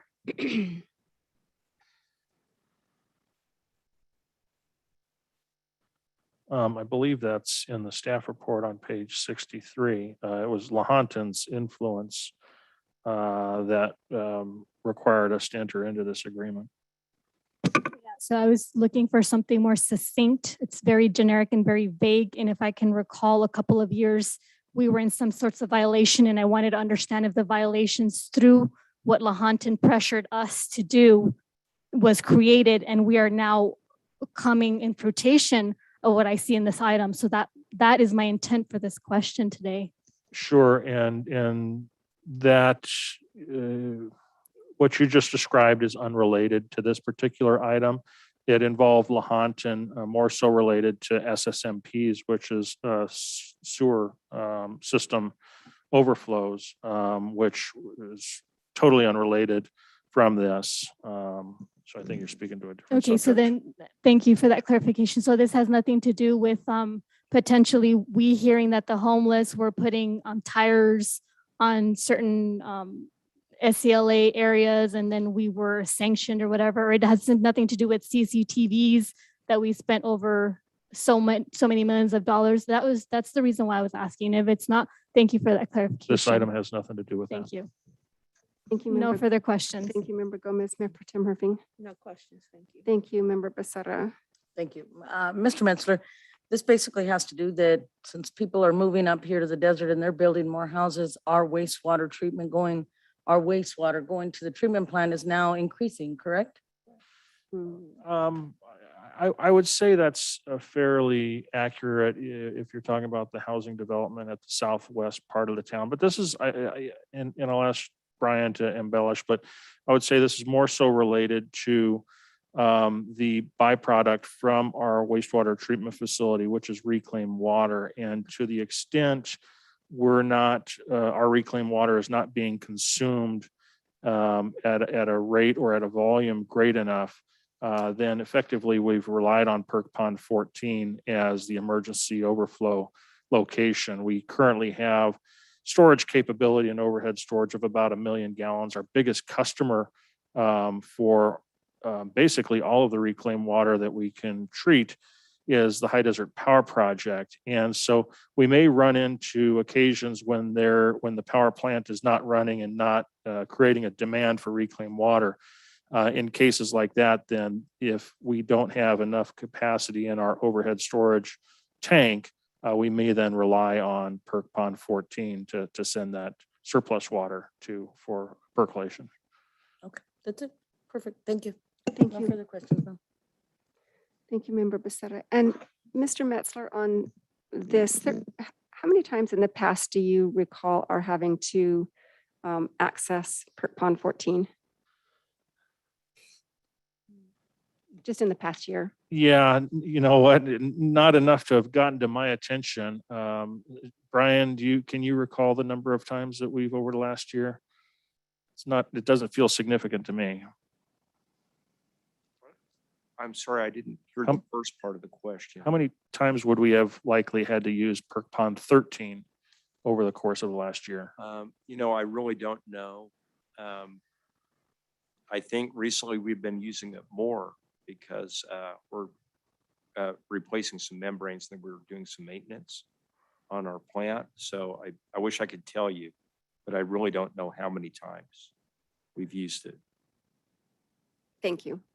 And then this is, I know the answer to this, but just so everyone's very clear, this item, Mr. Metzler, was on BVWRA's last agenda and it was unanimously approved by the Board of Directors there, this agreement. Correct? Yes. Thank you. All right, thank you. The chair has no further questions and invites a motion from the City Council. Motion to approve staff's recommendation. Second. Thank you. We have a first by Member Becerra, second by Mayor Pro Tem Irving. Discussion on the pending motion. Member Becerra. No discussion, thank you. Thank you, Mayor Pro Tem Irving. No discussion, thank you. Thank you. Discussion on the pending motion. Member Gomez. Not at the moment. You're welcome. Thank you. The chair has none. Discussion period's now closed. Madam Clerk, please take the vote. Councilmember Becerra. Aye. Councilmember Gomez. Yes. Mayor Pro Tem Irving. Aye. Mayor Jones. Aye. Motion passes unanimously.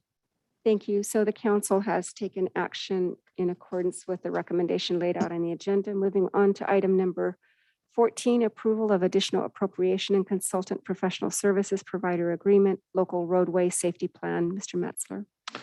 Thank you, Madam Mayor and members of the council. Yes, this is just furthering professional services agreement to complete that plan. This best described in better detail by your city engineer, Mr. Brian Gangler. I'm going to go ahead and ask him to fill in some of the blanks on this particular item. Thank you. Madam Clerk, please read the recommendation.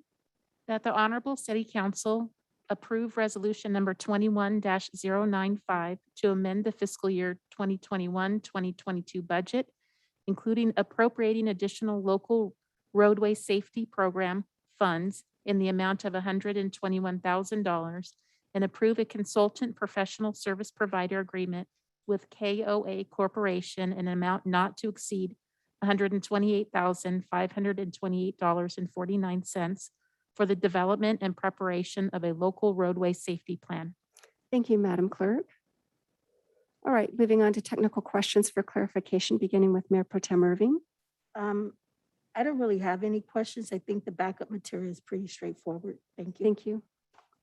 And Member Becerra, any technical questions for clarification? No technical questions. Thank you. Thank you. Member Gomez? Yes, this question is multifaceted. So for this project, was it not an alternative to contract with Caltrans for acquisition of the right-of-way since there were close by parcels that may have been available to adhere to the circulation element plan? Or how and why was the option deemed more efficient or viable to other possible options? And that goes back to my lack of understanding from a former agreement. And so I passed that on to this item to get more clarity. Madam Mayor and members of the council, this item is not dealing with the acquisition of right-of-way. That was a previous item dealing with the signal at Condor and Mojave. But it may be helpful if Mr. Gangler can describe what the local roadway safety plan is, what it serves. That way, we understand why we're asking for a consultant to perform these services. Yes, I'd be happy to. Thank you. This actually was one of the projects listed in an earlier item with the state-funded agreement, the master agreement. And it is something new. It's a new requirement for the city to be eligible to apply for future highway safety improvement program grants. We have to have this study completed, which is a citywide study looking at accidents and recommending future safety improvements. And so this will be an opportunity once the study is completed that we can prioritize what we may want to apply for future grants in the Highway Safety Improvement Program fund. And so the first step really is this step would be to hire a consultant to complete this study, prioritize future safety improvements, and that's really what it's all about. And how much of the proposed budget monies go to the administrative fees and salaries and material costs? Do we have that? The short answer is I don't know. I don't have that breakdown because I believe in the consultant's proposal, they have an hourly rate and it's all encompassed within the hourly rate for their different classifications. And so really it's just a not to exceed fee for producing this study. Thank you. No further questions. Thank you, Member Gomez. You're welcome. Chair has no questions and invites a motion from the City Council. Move to accept staff recommendations. Second. Thank you. We have a first by Mayor Pro Tem Irving, a second by Member Becerra. Discussion on the pending motion. Mayor Pro Tem Irving. No discussion. Thank you. Thank you, Member Becerra. No discussion. Thank you. Thank you, Member Gomez. Not at the moment. Thanks. Thank you. And the chair has none. Discussion period's closed. Madam Clerk, please take the vote. Councilmember Becerra. Aye. Councilmember Gomez. Yes. Mayor Pro Tem Irving. Aye. Mayor Jones. Aye. Motion passes unanimously. Thank you. So the council has taken action in accordance with the recommendation laid out on the agenda. Moving to item number 15, City Hall water damage, notices of completion and budget amendment. Mr. Metzler. Thank you, Madam Mayor and members of the council. Normally notices of completion are something we would just put on the consent calendar because they're routine and non-controversial. This item, though, requires a budget amendment to deal with on the revenue side, the insurance proceeds that were derived from the claim associated with the damages that were experienced last December 1st, 2020. And of course, your staff report contains some before and after photos to kind of give you some perspective as to what we experienced here in the chambers. Thankfully, we were already shut down due to COVID, so you didn't really get to see that and certainly weren't disturbed by not having this facility available. But during that COVID period, we did work quite extensively to recover this facility. But put it in perspective, if you were to, as to where the problem occurred, if you walked out the chambers, just out the double doors and made a left towards the bathroom, there is a room back there, a utility room, utility closet that has a water heater in there. And that effectively is where the damage, I'm sorry, where the water heater ruptured. All of that water basically cascaded this direction towards the chambers. So carpet, we had issue with, we had a lot of drywall damage. So this item, we had to actually bring restoration company in to bring it back to its usable state. So with that, this item is just authorizing the completion and dealing with the requisite appropriations to the budget. Thank you, Mr. Metzler. Madam Clerk, please read the recommendation. That the Honorable City Council adopt resolution number 21-096, authorizing an amendment to the annual budget for fiscal year 2020-2021 to reflect an additional appropriation of revenue and expenses in the amount of $57,763.93 and accept as complete and approve the filing of the associated notices of completion for the City Hall water damage repair. Thank you, Madam Clerk. Technical questions for clarification, beginning with Member Becerra. No questions. Thank you, Member Gomez. Yes. Did the city consider a second opinion on the quote for the approximate $20,000 that was expended?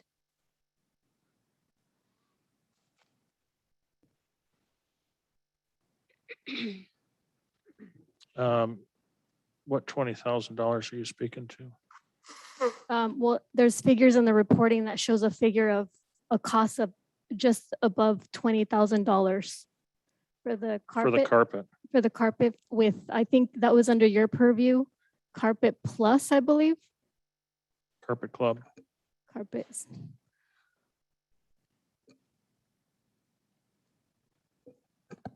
I can address that question, Mr. Metzler. Yeah, I think we just tagged on to an existing contract, but go ahead. We did, yes. We've had a multi-phase carpet replacement program underway at City Hall. So we already went through a competitive process to select Carpet Club, and we just piggybacked on that process. So my question again was, did we consider a second opinion? And the response was yes. Did I hear that correctly? We didn't consider a second opinion, but we did collect quotes when the original process was conducted for the carpet replacement. Thank you for that clarity. I was looking for a second quote, but I appreciate the transparency of responding in the manner that you did. The second thing is, what was the cost per square foot? Do we know that? I don't. Janelle, do you? I know it's not something we would normally put in here. The next question then is my final question. What was the coverage of carpet replaced in square footage? Do we know? I don't have that information. Yeah, available. I looked through and I couldn't find it myself either. Thank you. No further questions. Thank you, Member Gomez. Mayor You're Pro Tem welcome. Irving. No, ma'am, no questions. Thank you. Chair has none and invites a motion from the council. So moved. Follows staff's recommendation. Thank you. We have a first by Member Becerra, second by Mayor Pro Tem Irving. Discussion on the pending motion. Member Becerra.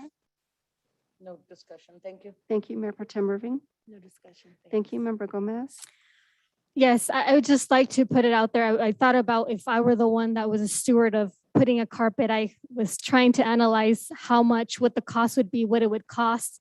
And I always put myself in those shoes just because I think it's important that we are stewards of the monies that are coming in. And I personally believe that I wouldn't have had that money. So I just was picturing myself. So that's why I had asked the unit per cost, how much do we have second opinions? So those were my questions and that's why they were related out to the community. Thank you. Thank you, Member Gomez. You're Chair welcome. has no comments on the pending motion. Discussion period's closed. Madam Clerk, please take the vote. Councilmember Becerra. Aye. Councilmember Gomez. Yes. Mayor Pro Tem Irving. Aye. Mayor Jones. Aye. Motion passes unanimously. Thank you. So the council has just adopted staff recommendation. Moving on to item number 16, CalCycle City County CRV Recycling Payment Program Grant Acceptance and Budget. Mr. Metzler. Thank you, Madam Mayor and members of the council. This item is an item that we deal with on a regular annual basis. And in this particular case, the funds are effectively used to purchase recycling containers that can be installed throughout the community to help promote recycling of recyclable materials. So with that, the author on this item is your Director of Public Works and Water, Mr. Doug Matthews. He's available for any questions or comments you have. Thank you, Mr. Metzler. Madam Clerk, will you read the recommendation, please? That the Honorable City Council adopt resolution number 21-092 to authorize acceptance of the Cal Recycle Beverage Container Recycling City County Payment Program Grant and authorize the city manager or his designee to process all documents required for program administration and ratify the associated expenditure plan. Thank you, Madam Clerk. Moving on to technical questions for clarification, beginning as it relates to the staff report, beginning with Member Gomez. Yes, what marketing firms, suppliers, and vendors were used to advertise?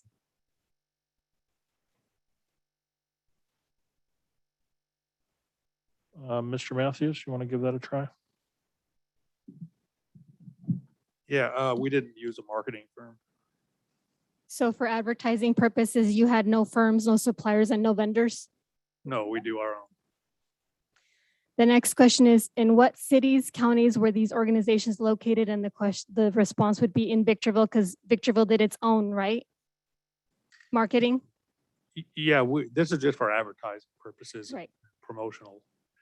And did any of them, including the city of Victorville, use the resources, and what was the percentage of the advertising dollars that it went? So these questions are presuming that we laid out to different entities so we could advertise. So this is news to me for the first time that it was the city of Victorville. So to reframe the question is, so 100% of the costs came back to the city of Victorville where we're using our resources and the departments, and perhaps, I don't know what mechanisms we have. So if you would tell me if we're using the bus stop and it belongs to Victorville, I wouldn't know. So that's where I'm trying to understand how we did our advertising. Sure. So the money, actually, to be clear, hasn't been spent yet. Once we get this approved, we can start spending the money, but it'll be used for school assembly programs, bill inserts, radio advertisements, online advertisements, bus shelter advertisements. It's all in the staff report under discussion. Okay, so the presumption was that this money, once appropriated, would be spent. And the questions that I asked made me believe that we weren't going to be using anyone outside of Victorville. But now that you've clarified that because it hasn't been spent, we will be utilizing entities outside of Victorville, No, it'll like be school inside. boards. It'll be inside of Victorville. Okay, so school board is different from the city of Victorville, right? No, school assemblies it would be for going to school assemblies. Okay, so then that means the money that would be appropriate from the pockets or the fundings of the general fund would go to the assembly to be able to. So they're doing it, they're allowing us to go in there for free is what I'm saying. Sure. Okay, so all these entities that I thought we were going to be spending money, there is no entities. We're just going to pay ourselves to promote. It could be a radio station, it could be a bus shelter advertising, but it's all within Victorville. It's all for Victorville, within Victorville, for Victorville recycling. I understand. So when I said Victorville, I was thinking about departments and any sources that Victorville funding 442, or if that's general fund, has within, but you've clarified by saying we can use outside sources. Your time is up. Thank you. Thank you. And so when we go on to the next council member, we want to make sure that we stick to the purpose of the agenda, which is a discussion of accepting a grant. So with that, Mayor Pro Tem Irving. No questions, thank you. Thank you. Member Becerra. Thank you. Chair has none, invites the council to make a motion. Move to accept staff recommendation. Thank you. We have a first by Mayor Pro Tem Irving, a second by Member Becerra. Discussion on the pending motion. Mayor Pro Tem Irving. No discussion. Thank you. Member Becerra. No discussion. Thank you. Member Gomez. Yes, the scope of every question that I bring to the fore is for me to make a decision. Member Gomez, we're that I will talking be about the placing. motion. And so that is the reason why Gomez I will went bring ahead herself and to said what I order. did say. Member And Gomez I doesn't bring appreciate the herself. fact and that we're you moving allowed me on. to use There those has, minutes no to comments express on what the I did and without discussion period is interruption. now closed. Thank you for your Madam Clerk, please. leadership, Ms. Jones. Councilmember Becerra. Yes. Councilmember Gomez, Yes. Mayor Pro Tem Irving, Yes. Mayor Jones. Aye. Motion passes unanimously. Thank you. So the city council has just adopted the recommendations set out on the agenda. Moving on to item number 17. This is the Cal Recycle Waste Tire Enforcement Grant Acceptance and Budget Amendment. Mr. Metzler. Yes, thank you, Madam Mayor and members of the council. This is dealing with just the acceptance of the grant amount of $77,710. This is a grant that we get regularly through Cal Recycle. Funds for this grant will largely go towards code compliance to staff regulatory inspections at businesses that generate and transport and/or transport waste tires. So with that, this item is authored by your code enforcement official, Mr. George Duran, and he's available for any questions or comments you might have. Thank you, Mr. Metzler. Madam Clerk. That the Honorable City Council adopt Resolution 21-093, accepting the award of the 2021 Cal Recycle Waste Tire Enforcement Grant Funds in the amount of $77,710 and amend the fiscal year 2021-2022 budget for associated revenue and expenditures. Thank you, Madam Clerk. We're going to move on to technical questions for clarification as it relates to the staff report directly regarding the grant acceptance and budget amendment, beginning with Mayor Pro Tem Irving. No questions. Thank you. Member Becerra. Yes, Mr. Metzler, I noticed on page 813, it spells out exactly where the $77,710 is going to go, correct? Yes, it does. So none of this money has been spent yet I believe it has not been spent yet. because we haven't approved it? Correct. It's waiting for the actual acceptance. Thank you. No further questions. Thank you, Member Gomez. This is for item number 17. Yes, we're on item number 17. The data breakdown disseminated on the report is categorized into segments. What is the reader to assume of the matrix? Would the creator be able to explain its contents? Good evening. You're referring to the breakdown of the budget? Yeah, so page 813, you have account number and description with figures allotted, but there's no presumption for me to understand what is this relaying. Thank you for your question. The breakdown consists of the 77,000 and some change that we're being awarded by the state, and that breaks down the use of those funds in wages, supplies, training, equipment, and contract services. Thank you. And are the hours displayed in the chart consecutive? No, the hours are budgeted through the budget submitted to the state. So let me clarify the question. So I presume that when I see 50 hours, perhaps they're consecutive, which means there's a lot of overtime, but if they're staggered, that would be different. So my question is pertinent to, are they consecutive or not? No, they're not.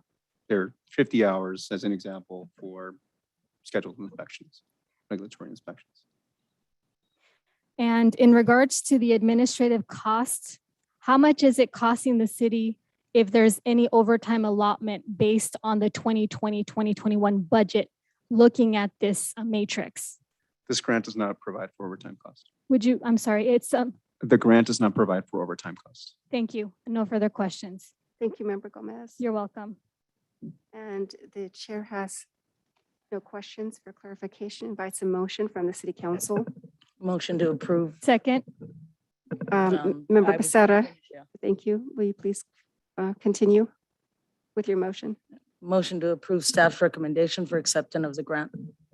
Thank you. And Member Gomez, is that your understanding that you wish to second? Yes. Thank you. Discussion on the pending motion, beginning with the maker, Member Becerra. No, ma'am, no discussion. Thank you. Thank you, Member Gomez. Yes. So what is interesting about the written communication is it wasn't that I wasn't comprehending. It just lacks a little bit of the information and understanding on what is it that I'm looking at so I can cast a vote more intellectually rather than just because it's being recommended. So thank you for that clarification, Mr. Duran. Thank you, Member Gomez. Mayor Pro Tem Irving. You're welcome. No comments. Thank you. Chair has none. Discussion period's closed. Madam Clerk, please take the vote. Councilmember Becerra, Aye. Councilmember Gomez, Yes. Mayor Pro Tem Irving, Aye. Mayor Jones. Aye. Motion passes unanimously. All right, so the council has just adopted staff recommendation. We're going to move on to item number 18. This is the request to purchase 7 Lucas mechanical CPR devices. Mr. Metzler. Thank you, Madam Mayor. Yes, and 7 devices will supplement the 3 mechanical CPR devices that are already in service. So with that, this item's authored by your fire chief, Mr. Jeff Armstrong. He's available for any questions or comments you have. Thank you. Madam Clerk. That the city council approve the purchase of 7 Lucas mechanical CPR devices through Stryker Medical. Thank you, Madam Clerk. And we're going to move on to technical questions for clarification, beginning with Member Becerra. No questions. Thank you, Member Gomez. No questions in relation to this Thank item. you. Thank you, Mayor Pro Tem Irving. No questions. Thank you. Thank you. And the chair has none and invites a motion from the council. I would like to make a motion based on the recommendation by staff for item number 18. So is it to adopt the recommendation? Yes, it's to adopt. Thank you. We have a motion by Member Gomez, a second by Mayor Pro Tem Irving. We're going to move into discussion on the pending motion, beginning with the maker, Member Gomez. None at the moment. Thank you. You're welcome. Mayor Pro Tem Irving. No discussion. Thank you. Thank you, Member Becerra. No discussion. Thank you. Chair has none. Discussion period is closed. Madam Clerk, please take the vote. Councilmember Becerra, Aye. Councilmember Gomez. Yes. Mayor Pro Tem Irving, Aye. Mayor Jones. Aye. Motion passes unanimously. Thank you. So the council's adopted staff recommendation. Moving on to item number 19, determine city's position on Cal City's 2021 annual conference proposed resolutions. Mr. Metzler. Thank you, Madam Mayor and members of the council. California League of Cities hosts its annual conference annually towards the end of September. So certainly we intend on participating in that event as the city. As part of that event, they have a general assembly where they actually consider matters before it as the organization, and participating in those general assembly votes are delegates from respective cities. Our city actually appointed its delegates on July 6th, which is Mayor Jones serving as primary and Councilmember Becerra serving as the alternate. There's actual business to be conducted at that General Assembly. There's 2 items for consideration, which are outlined in the staff report. Reason this item is being brought to the council is so that the voting delegate has the position, the official position in hand before walking into that General Assembly vote, so that they can actually cast a vote that is technically consistent with that position of the city council. So with that, the 2 items outlined, one dealing with a sales tax related matter, and then another dealing with a matter affecting railroads and the funding necessary for removing illegal dumping, graffiti that are taking place, homelessness encampments that are taking place within railroad corridors. So with that, this item has been authored by your city clerk, Ms. Jennifer Thompson. She's available for any questions or comments you might have. Thank you. And Madam Clerk, will you read the recommendation? That the Honorable City Council consider the following League of California Cities resolutions.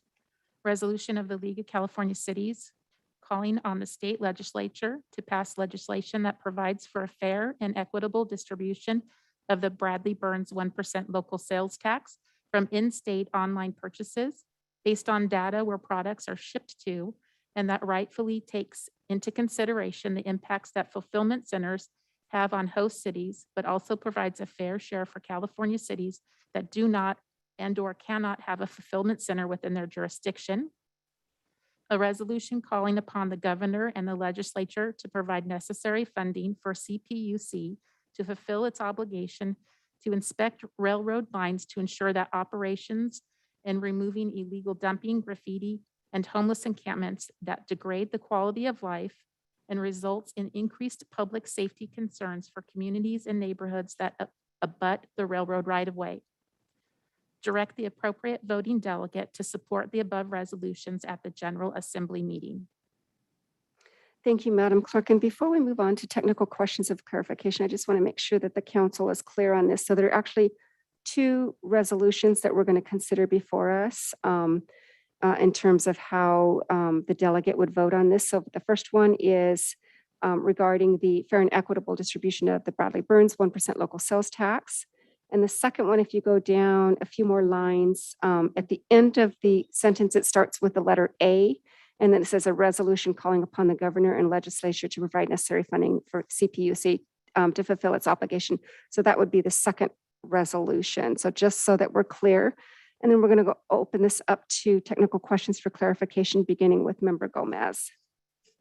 So the chair did not decide to bifurcate this and take them to two different options. Instead, she decided just to delineate for clarification's sake. Is that correct?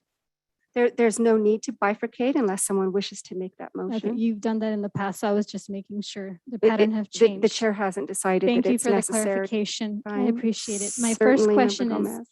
is this a type of general tax of a 1% that's being advocated for Californians? Yes or no? It is a standard Bradley Burns 1% local sales tax. Is that mean yes? Yes. Oh, thank you for that And clarification. I'm sorry, Madam Clerk, could you kindly speak into the microphone? It's a little difficult to hear you. I'm Thank sorry. you. And with a 1% tax, were there negotiations about the effects of COVID-19 and how it would affect the fiscal pockets of families?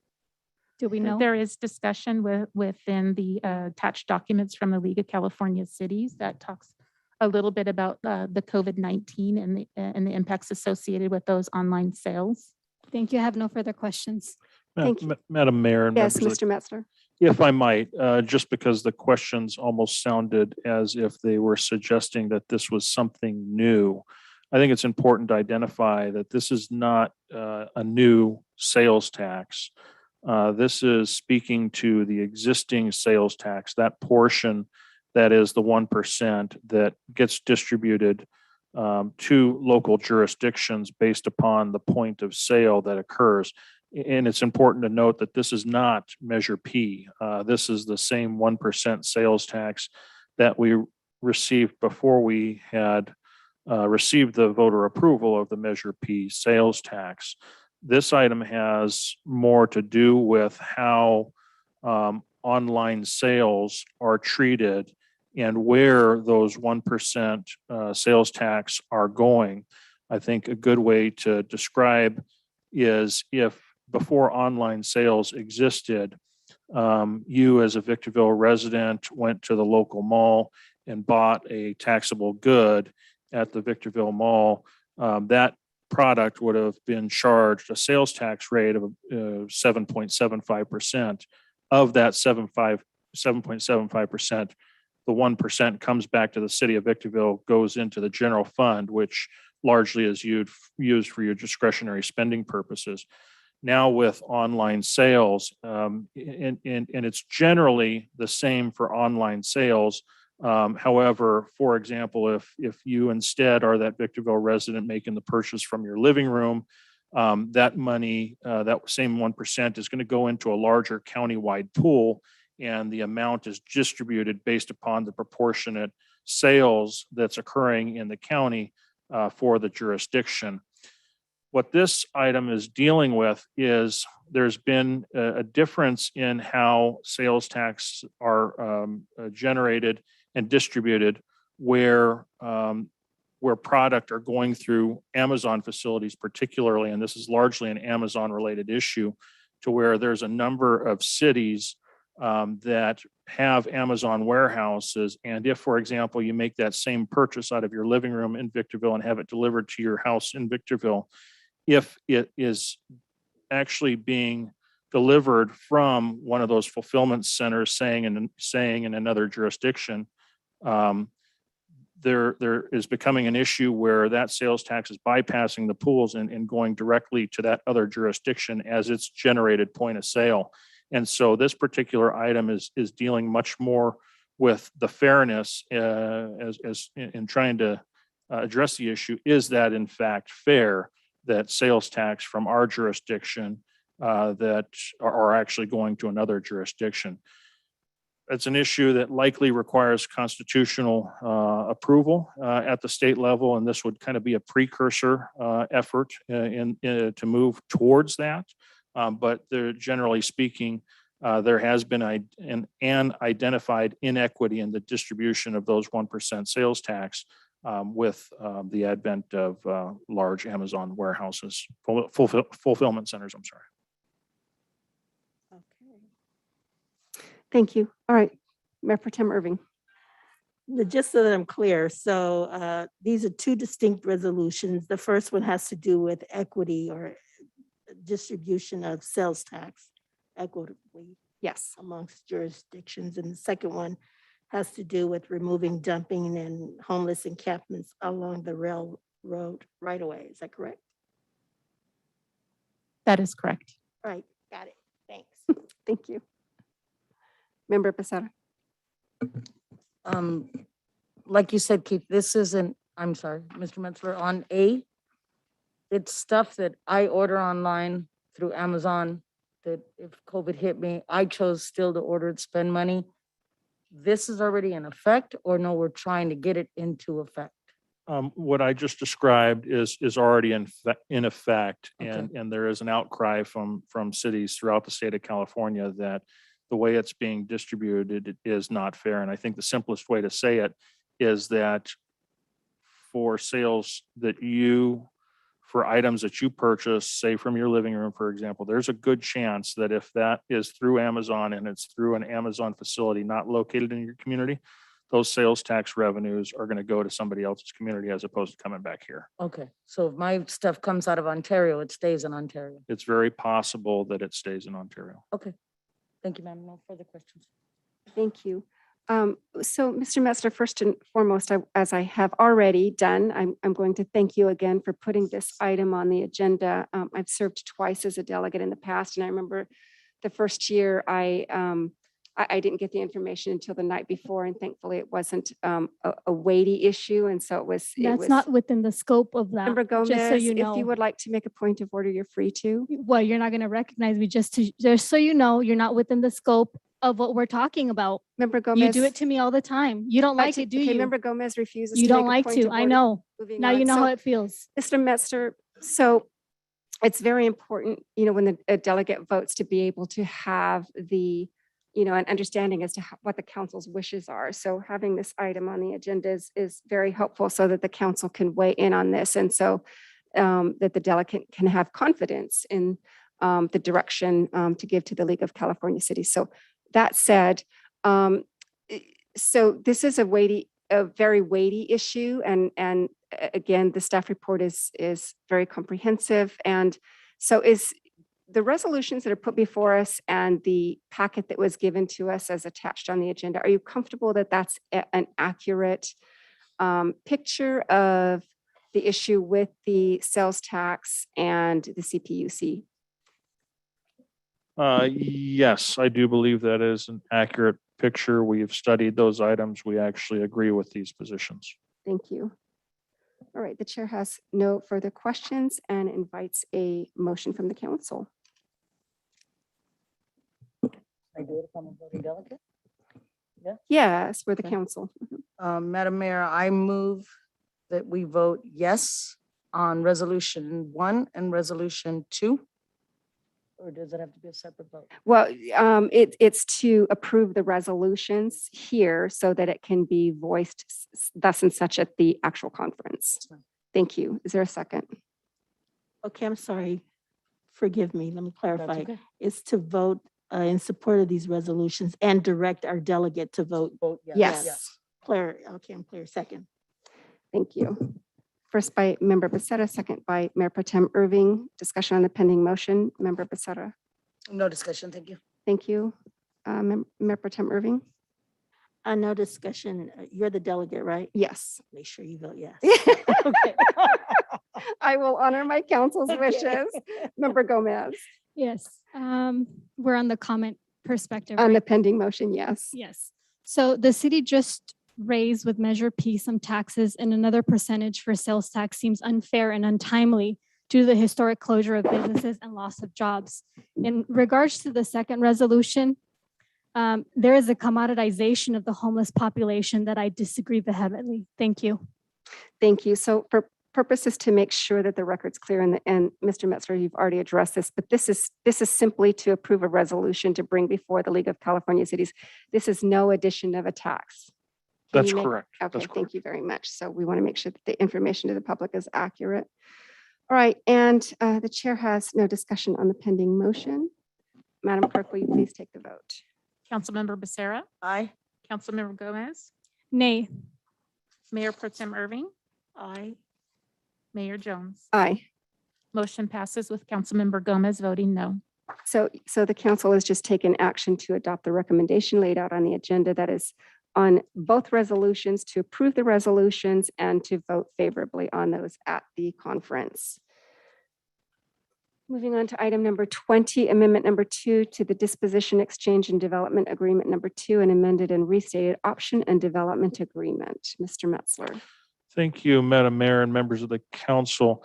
Those two agreements that you outlined are the two governing documents in place out at SCLA that really are facilitating and have facilitated the amount of industrial development you've seen in what we characterize as the off-airport area of the airport. And since 1999, it's been an evolution to these documents with prior versions of these documents that have yielded close to 5 million square feet of industrial space that's housing companies like Newell Rubbermaid,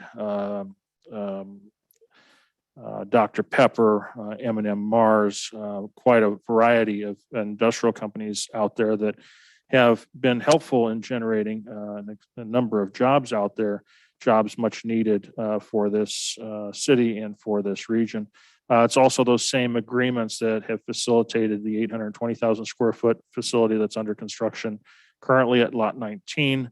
And it's also the agreements that have effectively are facilitating the next two facilities being constructed to the order of almost an additional 2 million square feet that are scheduled to break ground in October of this year. Been a hugely successful relationship over the course of time. And it's these agreements that are intended to continue going forward, the disposition and exchange and development agreement along with the option agreement. This item is brought before you because there's a couple of cleanup items that need to be attended to in the existing framework.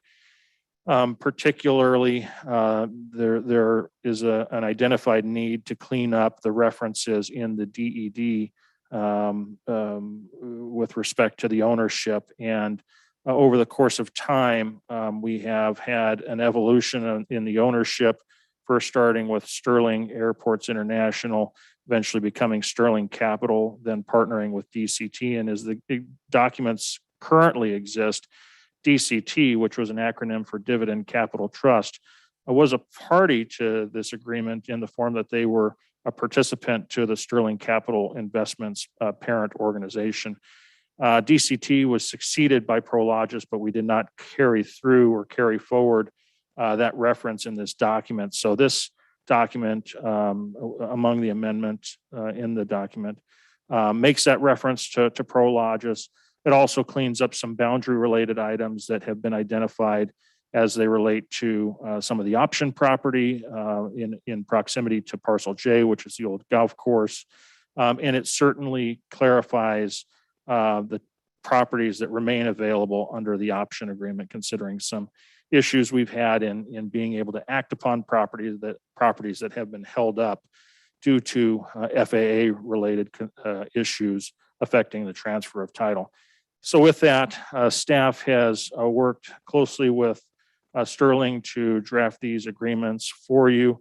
I guess I'm the author on this item, so I'm available for any questions or comments you might have. Thank you, Mr. Metzler. Madam Clerk. That the Southern California Logistics Airport Authority Honorable Board of Directors adopt resolution number SCLAA 21-009, approving amendment number 2 to the disposition, exchange, and a development agreement, and approve the amended and restated option and development agreement, both by and between Sterling Capital Investments, LLC, and the SCLAA. Thank you, Madam Clerk. All right, moving on to technical questions for clarification as it relates to the agenda item, beginning with our Mayor Pro Tem Irving. Uh, I don't have any questions. I don't have any questions. I Thank don't you. think. Okay, all right. Member Becerra. No questions. Thank you. Thank you, Member Gomez. Not at the moment. Thank you. You're welcome. And the chair had one that I didn't ask during the agenda prep meeting, but you just answered it. Sterling Capital is indeed fine with the amendment as it's presented here. Correct. Thank you. All right.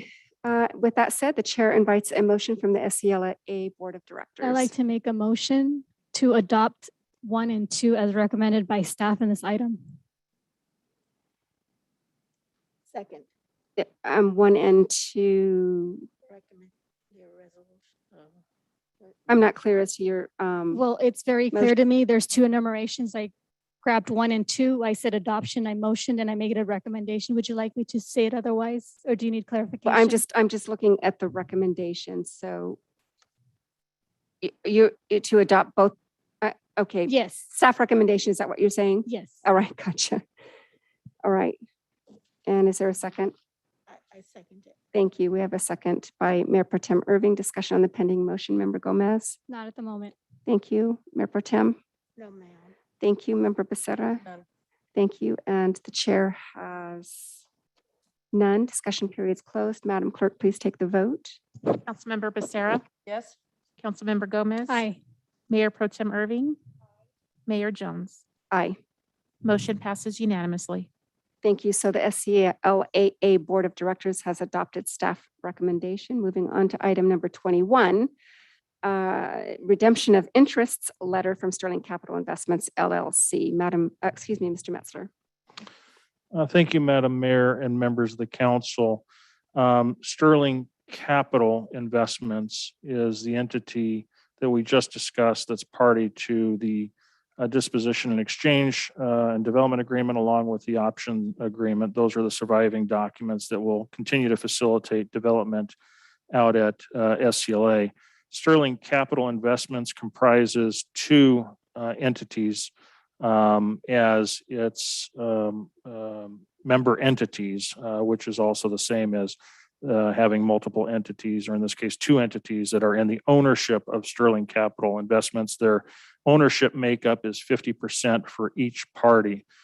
We've recently been advised just a few weeks ago that Prologis is moving forward in doing what they're calling redeeming the interest in the entire company, which is akin to effectively Prologis taking over control of 100% of the ownership of Sterling Capital Investments. So I'm told that as of this morning, the Prologis board has actually approved this redemption of interest letter. And so with the approval of this item, what's being asked of you is that you authorize the executive director to go ahead and provide the requisite consent to that change in the ownership structure. And then finally, with that, with the concurrence of this board, the ownership structure will be 100%. Sterling Capital will be owned by Prologis. Thank you, Mr. Metzler. Madam Clerk. That the Southern California Logistics Airport Authority Honorable Board of Directors authorize the executive director to execute the redemption of interests letter from SCI.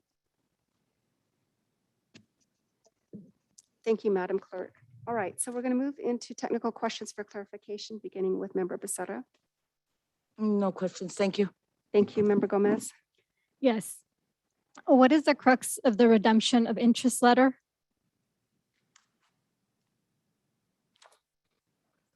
I'm sorry, what is the crux? What's the crux? What's the main point of this redemption of interest letter? We're being asked to approve this letter consenting to the change in the ownership structure of Sterling Capital Investments, consenting to the allowance of Prologis becoming 100% stakeholder in the Sterling Capital entity.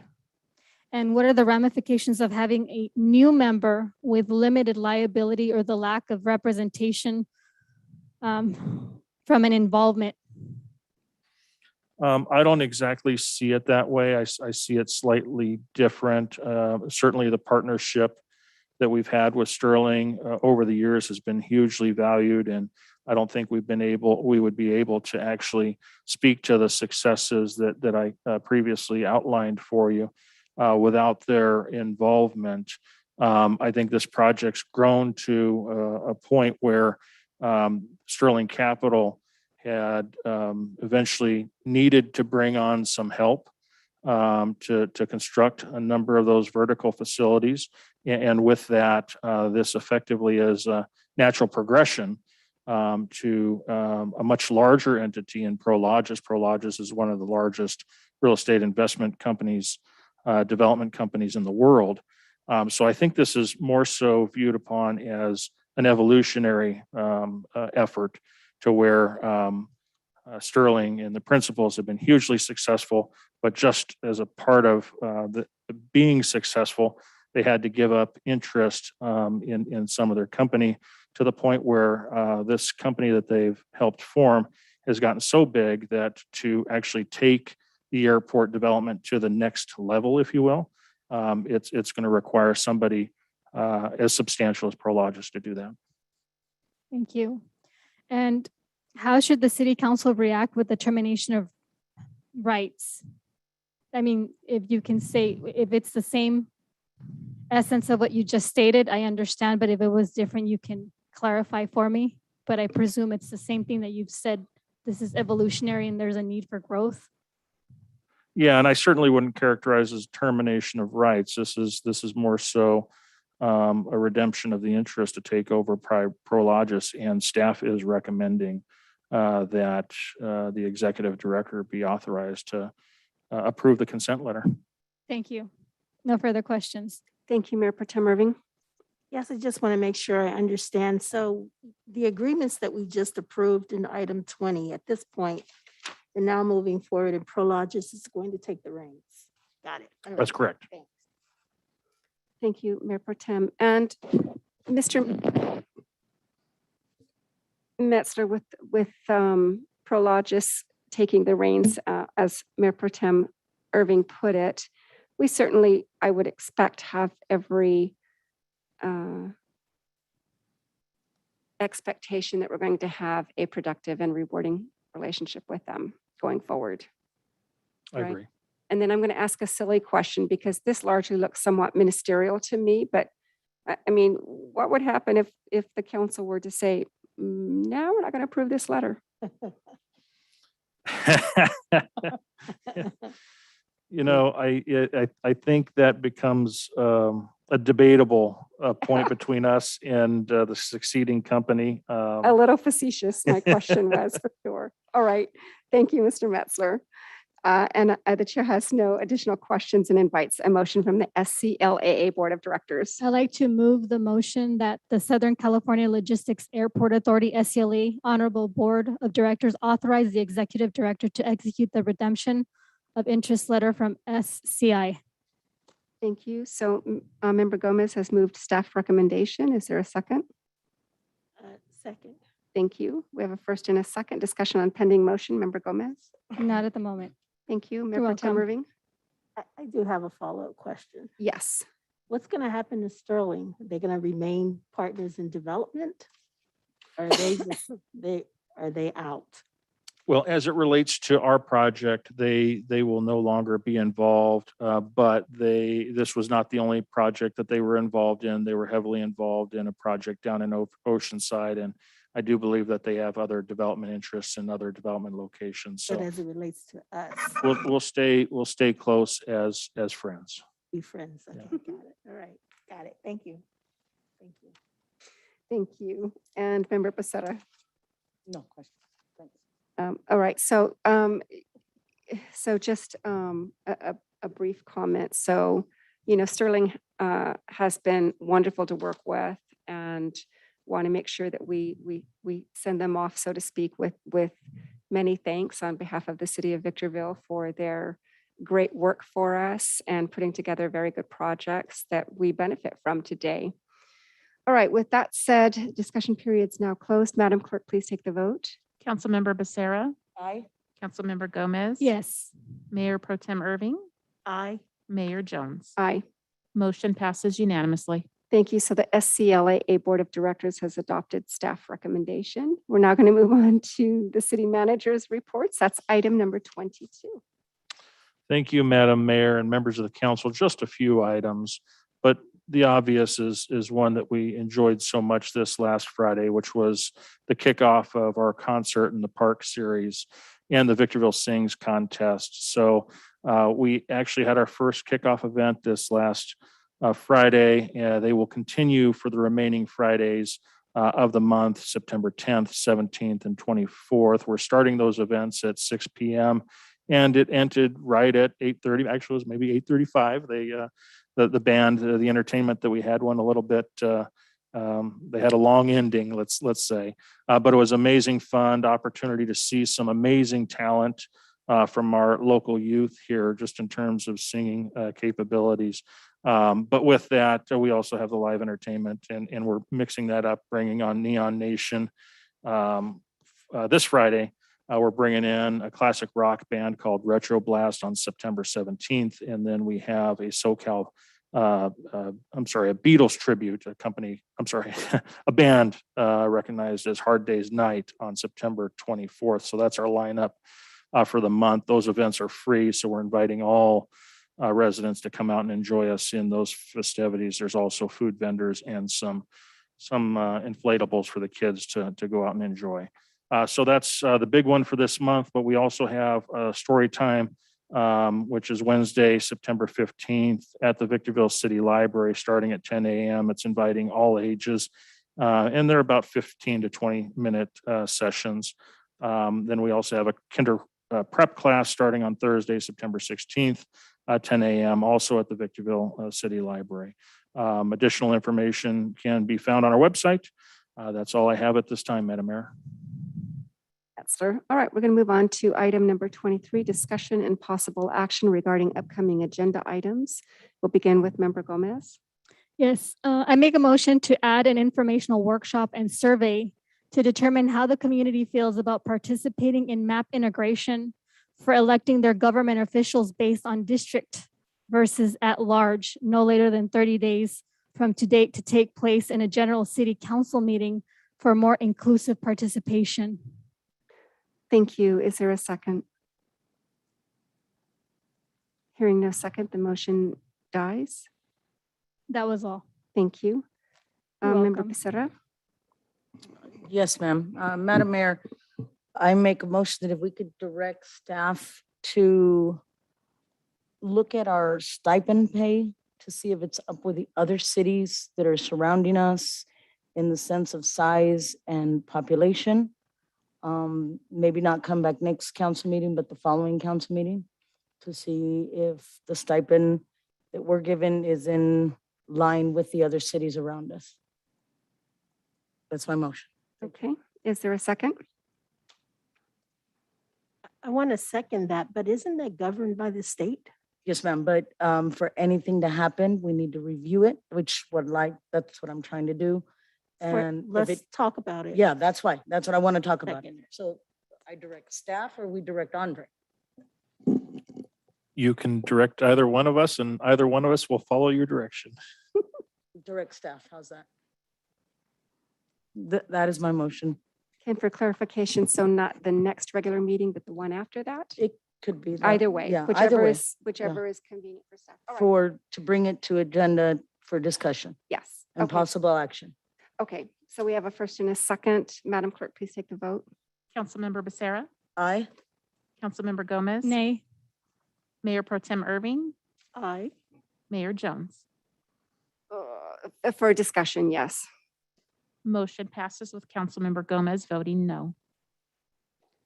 Okay, Mayor Pro Tem Irving, any requests? No request, thank you. Thank you. And the chair has no requests. And so now we're going to move on to item 24. This is our final item, and this is reports from council members as it relates to activities in their role as a council member. We're going to begin with Member Becerra. Yes, ma'am. Thank you, Madam Mayor. Just to let everybody know, I'm on the VVTA board. There is a new route from San Bernardino State University back up here to Victorville. There's at least 3 throughout the day, starting in the morning at 6, down at the transportation center where that's their now transfer point, is the transportation center on D Street. So that will take you, we now go from Fort Irwin all the way down to San Bernardino State University. And it's available to all students or anybody else going in that direction. That's it, ma'am. Thank you. Terrific, thank you. And Member Gomez.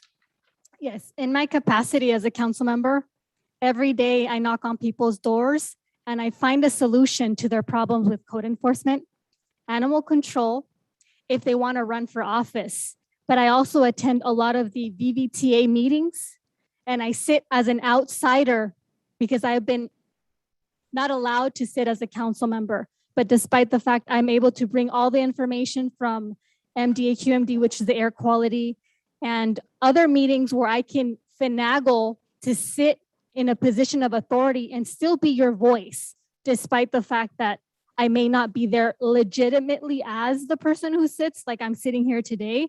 But there's so many aspects of filing complaints and helping individuals with authority and abuse when it comes to police. Anything that you name under the book, I've already handled it. So as a council member and as a general public information person that keeps everything in her head, I've been very well equipped and I can assist many of those individuals who are voiceless, disenfranchised, and marginalized. Thank you, Member Gomez. Member Pro Tem Irving. Well, my thing, what I want to talk about is the concert. I had a wonderful time at the concert. I want to let everyone know that Mayor Jones can dance. Oh, no. Okay, sorry.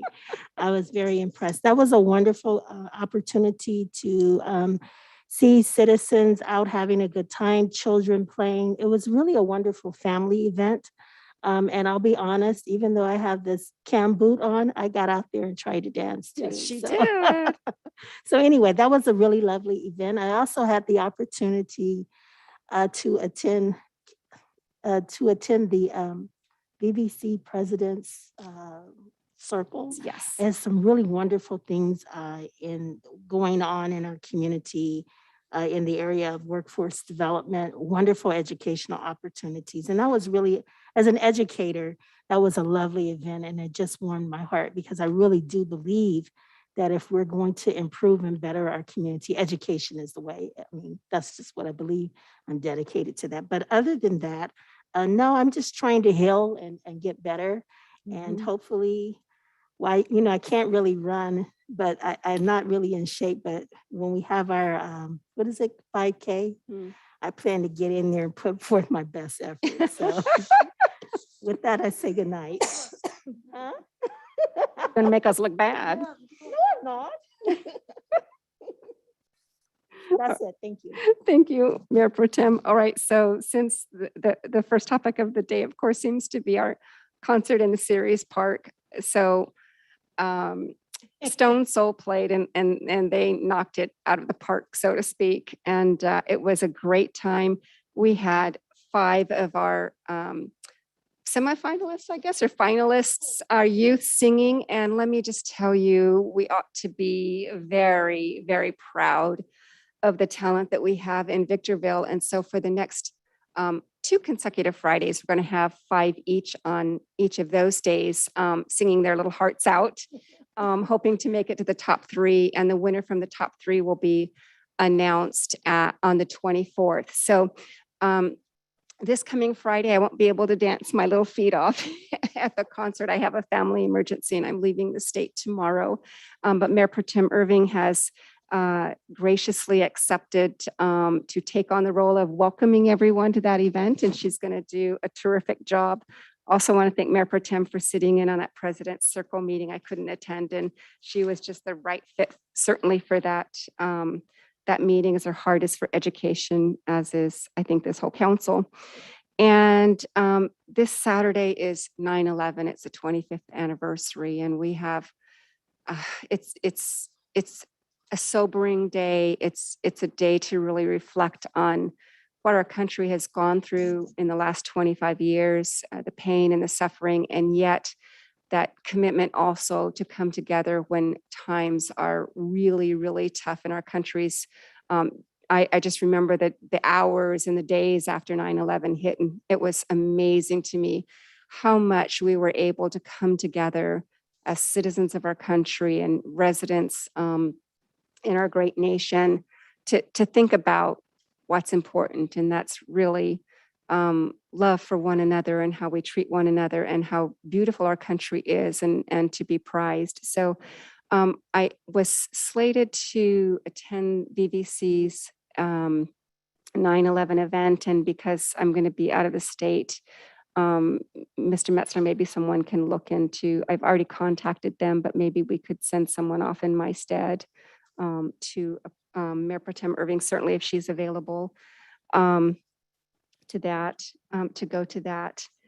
And let's see, with that said, that concludes our business for this evening. As a matter of housekeeping, all council members, staff, and audience members will kindly vacate council chambers and City Hall within 10 minutes. That's 8:57 p.m. so that these facilities may be cleaned and secured for the evening, and members of the public are not permitted behind the dais. This meeting is adjourned.